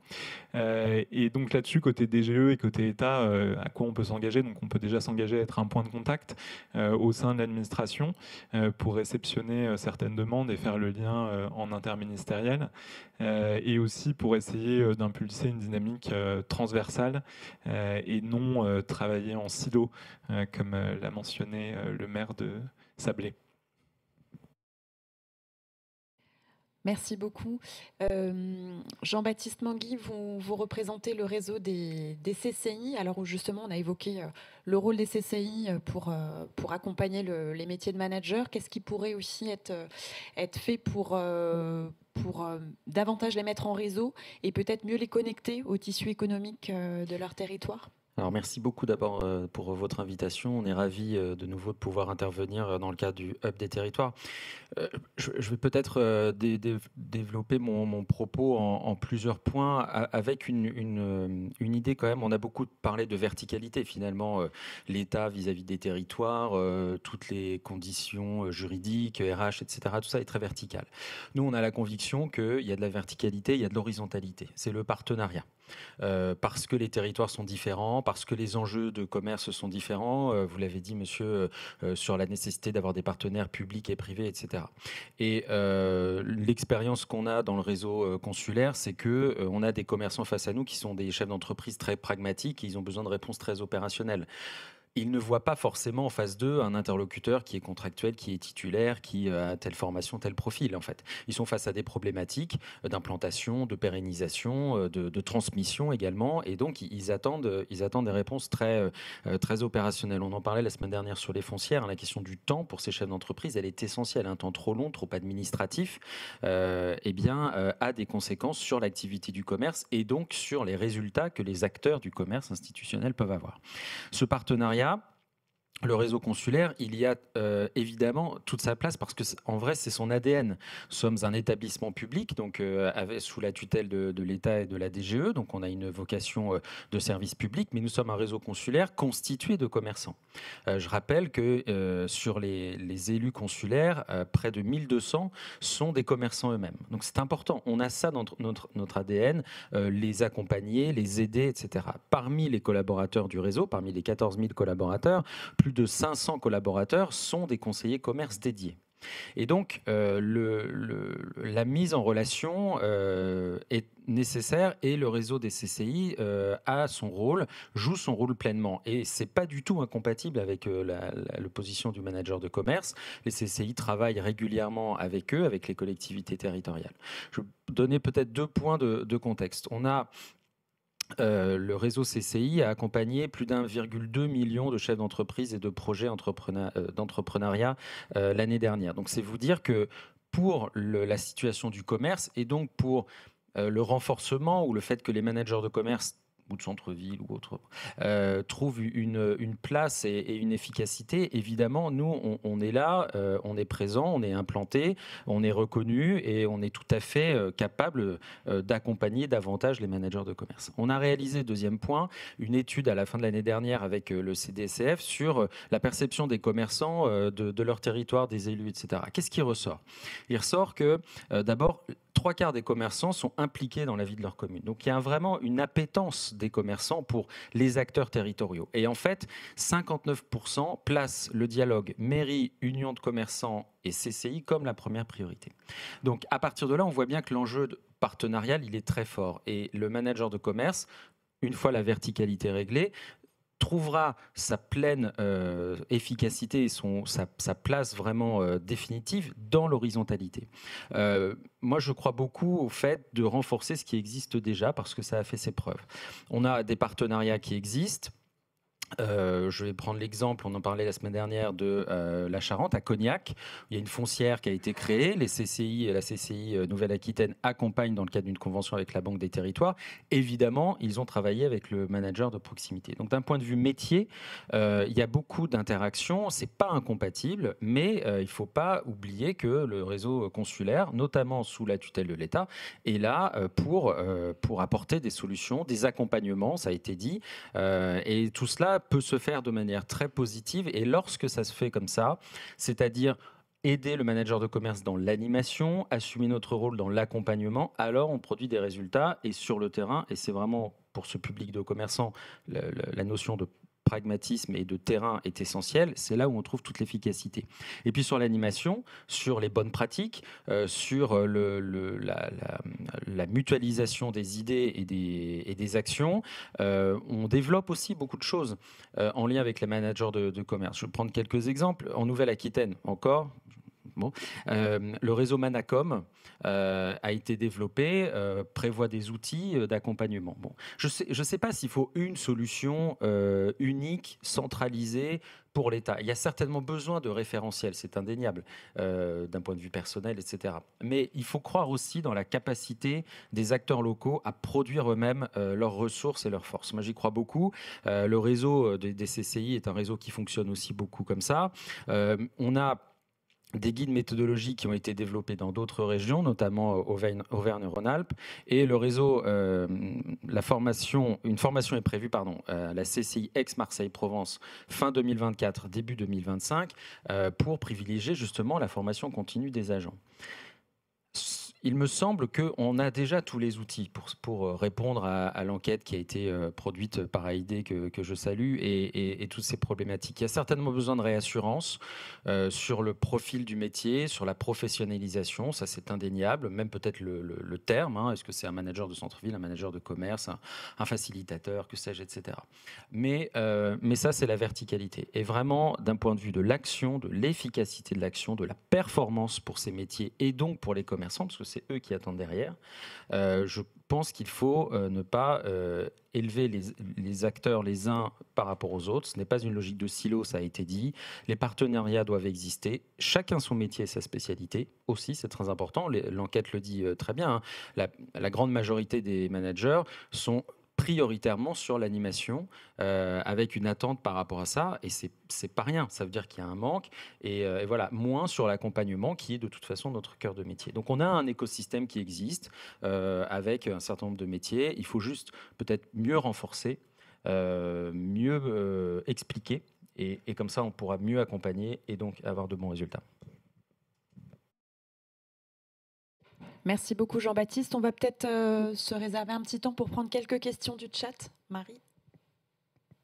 Oui, alors sur le chat, il y a quand même pas mal de réactions, mais enfin, en fait, il y a moins de questions en fait, que de réactions depuis tout à l'heure. Premier, peut-être en insistant notamment sur les contacts qui sont déjà présents sur les territoires avec les CCI, et confirme que dans certains cas, il y a des conventions qui ont été passées avec les CCI sur le sujet. Après, je ne voudrais peut-être pas remonter le fil des discussions, donc je m'en tiendrai là pour le moment. Merci.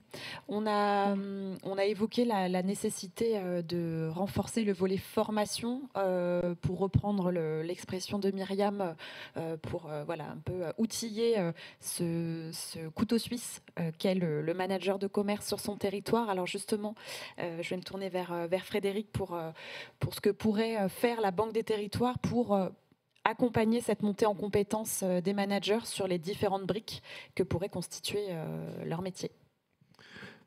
Oui, donc l'étude et le bilan qui a été réalisé a mis en évidence la grande variété à la fois de profils et d'activités et de fonctions des managers, et faisant ressortir un besoin de formation. Nous, ce qu'on a entendu à travers ce besoin, c'est qu'il y a à la fois un socle de métier à bien asseoir, à bien constituer à travers l'ensemble de ces managers. Et puis après, certainement un certain nombre aussi de spécificités. Je crois que c'est Pierre qui l'évoquait tout à l'heure par rapport à l'expérience, par rapport à la formation initiale. Alors la Banque des territoires ne se positionnera pas sur les questions de formation initiale. Ce n'est pas notre métier. En revanche, on va se positionner sur les questions de formation continue. Donc en créant avec nos partenaires ici présents et avec nos collègues de l'École des territoires, donc un cycle de séminaires de formation. Donc aujourd'hui, on part sur l'hypothèse de séminaires de 2 jours et demi en résidence, rassemblant entre 50 à 100 managers de commerce à chacune des sessions, de telle manière à pouvoir avoir une émulation, de la formation par l'échange d'expérience et pas de la formation magistrale, pas de l'enseignement à proprement parler. L'objectif ambitieux qu'on se donne, c'est d'avoir une première session, un premier cycle cet automne, fin octobre, début novembre, on verra, il faut qu'on trouve des dates et puis qu'on ait un peu le temps de préparer les choses et de les travailler. L'ambition qu'on se donne, c'est d'avoir donc un cycle de formation qui permette de satisfaire les besoins de formation de l'ensemble des managers. Donc il va falloir qu'on identifie si on est à 500, 800, 1000 managers. Ça générera autant de cycles, enfin de sessions de formation que nécessaire. Cette formation sera gratuite. Les managers seront invités, parce qu'on a bien entendu aussi dans les propos des collectivités et dans les retours, dans les groupes d'expérience, qu'il y a un sujet de l'accès à la formation et au paiement de la formation pour ces contractuels. Donc voilà, ce sera des séminaires qui seront gratuits.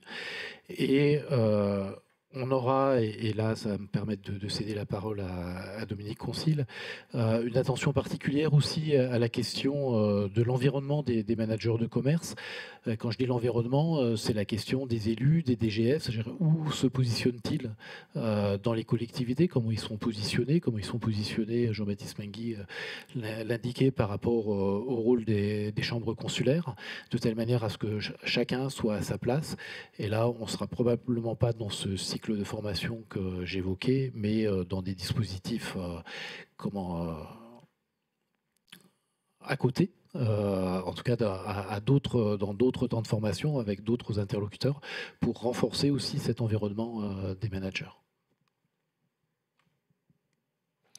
Merci. Je vais vous laisser la parole, Dominique, pour peut-être le mot de la fin, faire un peu une ouverture. On a aussi évoqué la nécessité d'ancrer la fonction du manager dans une stratégie plus large de redynamisation commerciale d'un territoire. Et qu'est-ce qui peut être fait au niveau de l'État pour accompagner justement ces dynamiques territoriales? Merci. Alors, tout d'abord, je voulais souligner l'intérêt de l'étude qui nous a été présentée ce matin, qui est aussi le corollaire de l'importance et de l'intérêt de cette mesure qui a permis de financer les managers du commerce dans les villes, notamment Action Cœur de Ville et Petites Villes de demain. Je crois, vu les chiffres annoncés, c'est une ville, Action Cœur de Ville, sur 2 qui a pu bénéficier du financement du poste de manager du commerce. Et c'est une ville, Petite Ville de demain, sur 5 qui a pu bénéficier de ces postes. Donc ça montre toute l'importance de ces fonctions. Je crois que les élus aussi, de par leurs témoignages, nous ont montré qu'ils plébiscitaient complètement à la fois l'action qui a pu être portée par l'État et la Banque du Territoire, puisque c'est un financement qui s'est inscrit dans le cadre du plan de relance aussi, il faut le rappeler. Donc, un soutien important qui a rencontré une bonne adhésion auprès des élus et qui correspondait à un besoin réel d'agir sur la revitalisation du commerce dans nos villes moyennes. Donc une étude très intéressante qui nous a montré aussi, comme le disait très bien Frédéric, qu'il y a une très très grande diversité des missions qui ont été exercées par ces managers et managers du commerce.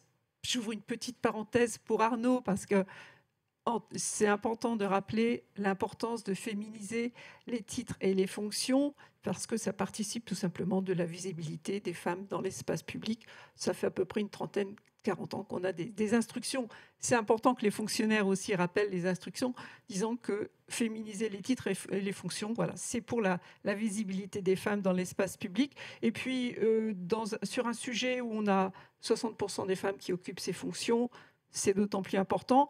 Et je pense que si on veut aussi attirer sur ces métiers, à chaque fois, il faut rappeler que dans notre pays, l'ensemble des fonctions et des métiers sont accessibles. Je referme la petite parenthèse. Merci de votre attention. Alors, une grande diversité des fonctions.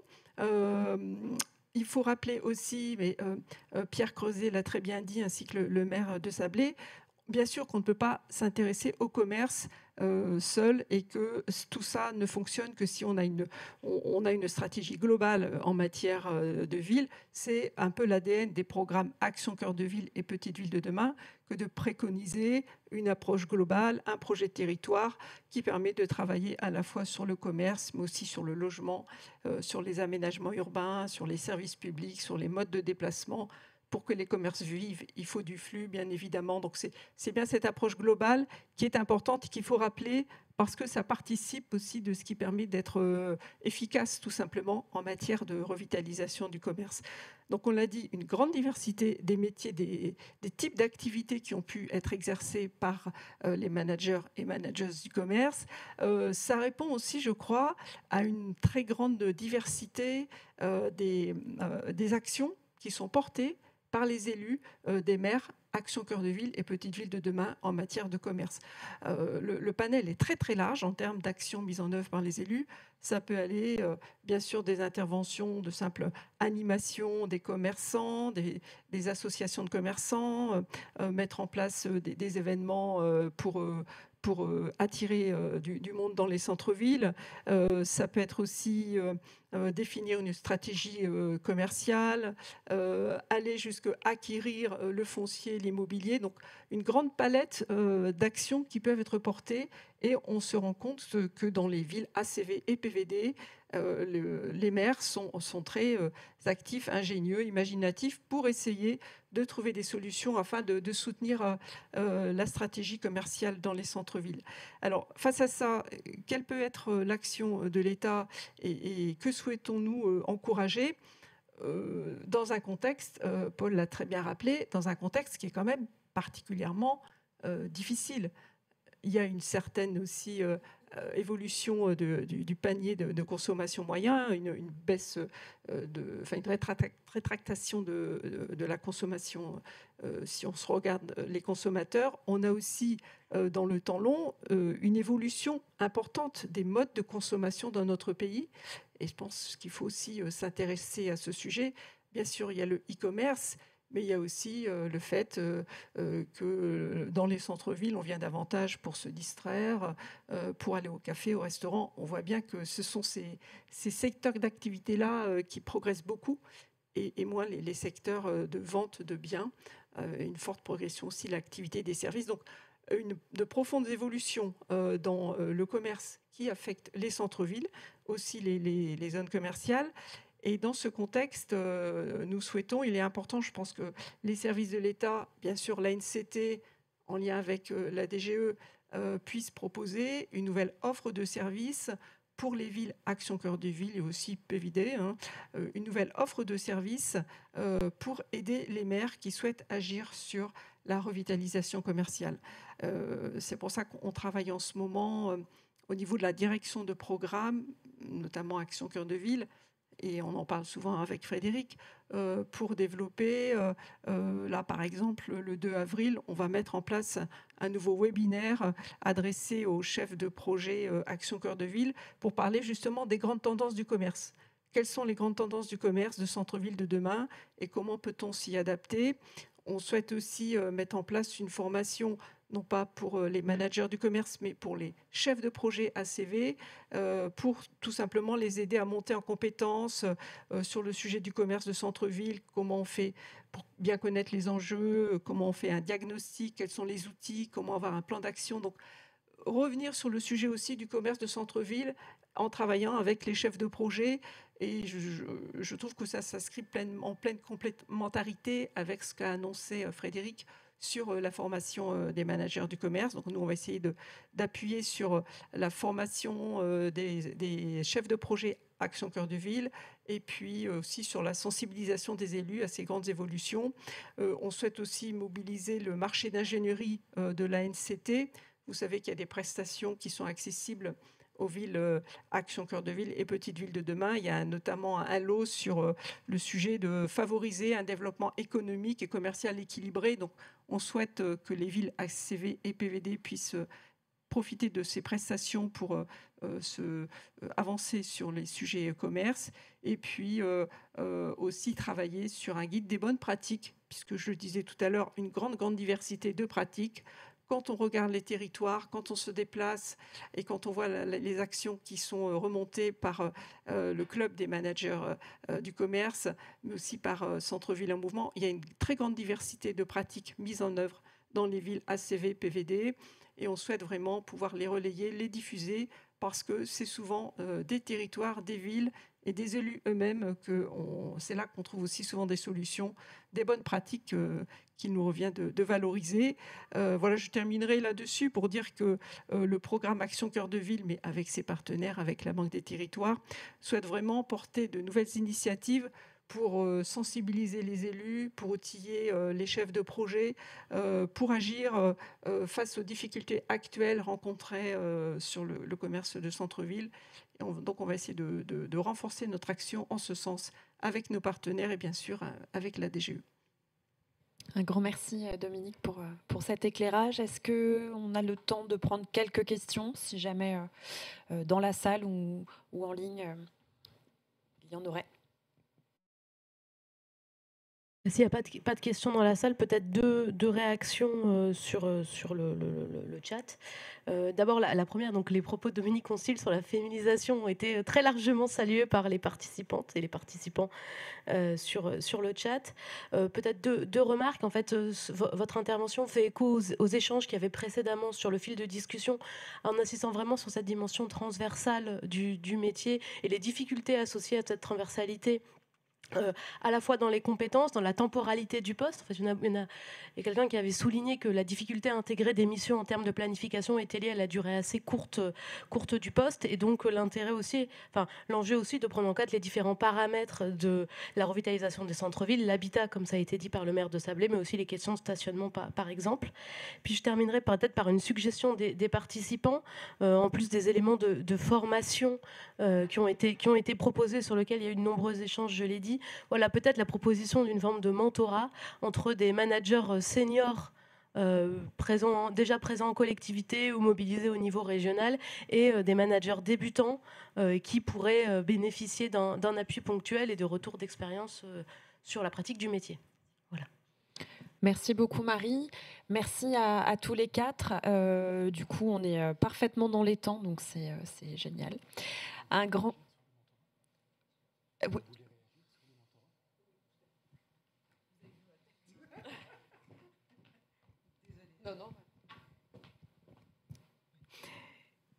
Merci. Effectivement, la dernière réaction, et vous avez vu effectivement ma tête réagir.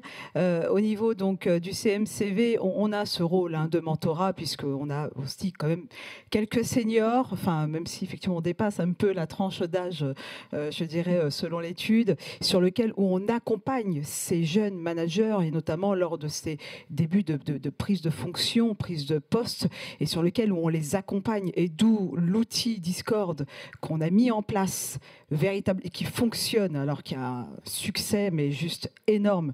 J'ai jamais eu autant de notifications par jour, et sachant qu'en plus on combine ça avec des groupes WhatsApp, ça il faut le savoir aussi, puisque on n'ouvre pas qu'aux adhérents. Il faut le savoir, le CMCV, les groupes WhatsApp sont ouverts à tous les managers, adhérents ou pas, pour pouvoir aussi leur montrer l'utilité du club. Voilà, là-dessus. Ensuite, bien évidemment, Discord et donc effectivement privilégié pour les adhérents, sur lequel on met en place aussi des outils et qui permet effectivement à ces jeunes managers qui débutent leur profession donc de pouvoir les accompagner au mieux. Alors on a un rôle un peu de formateur, mais sans l'être proprement dit, mais sur lequel où le CMCV donc s'engage actuellement, où il y a des groupes de travail.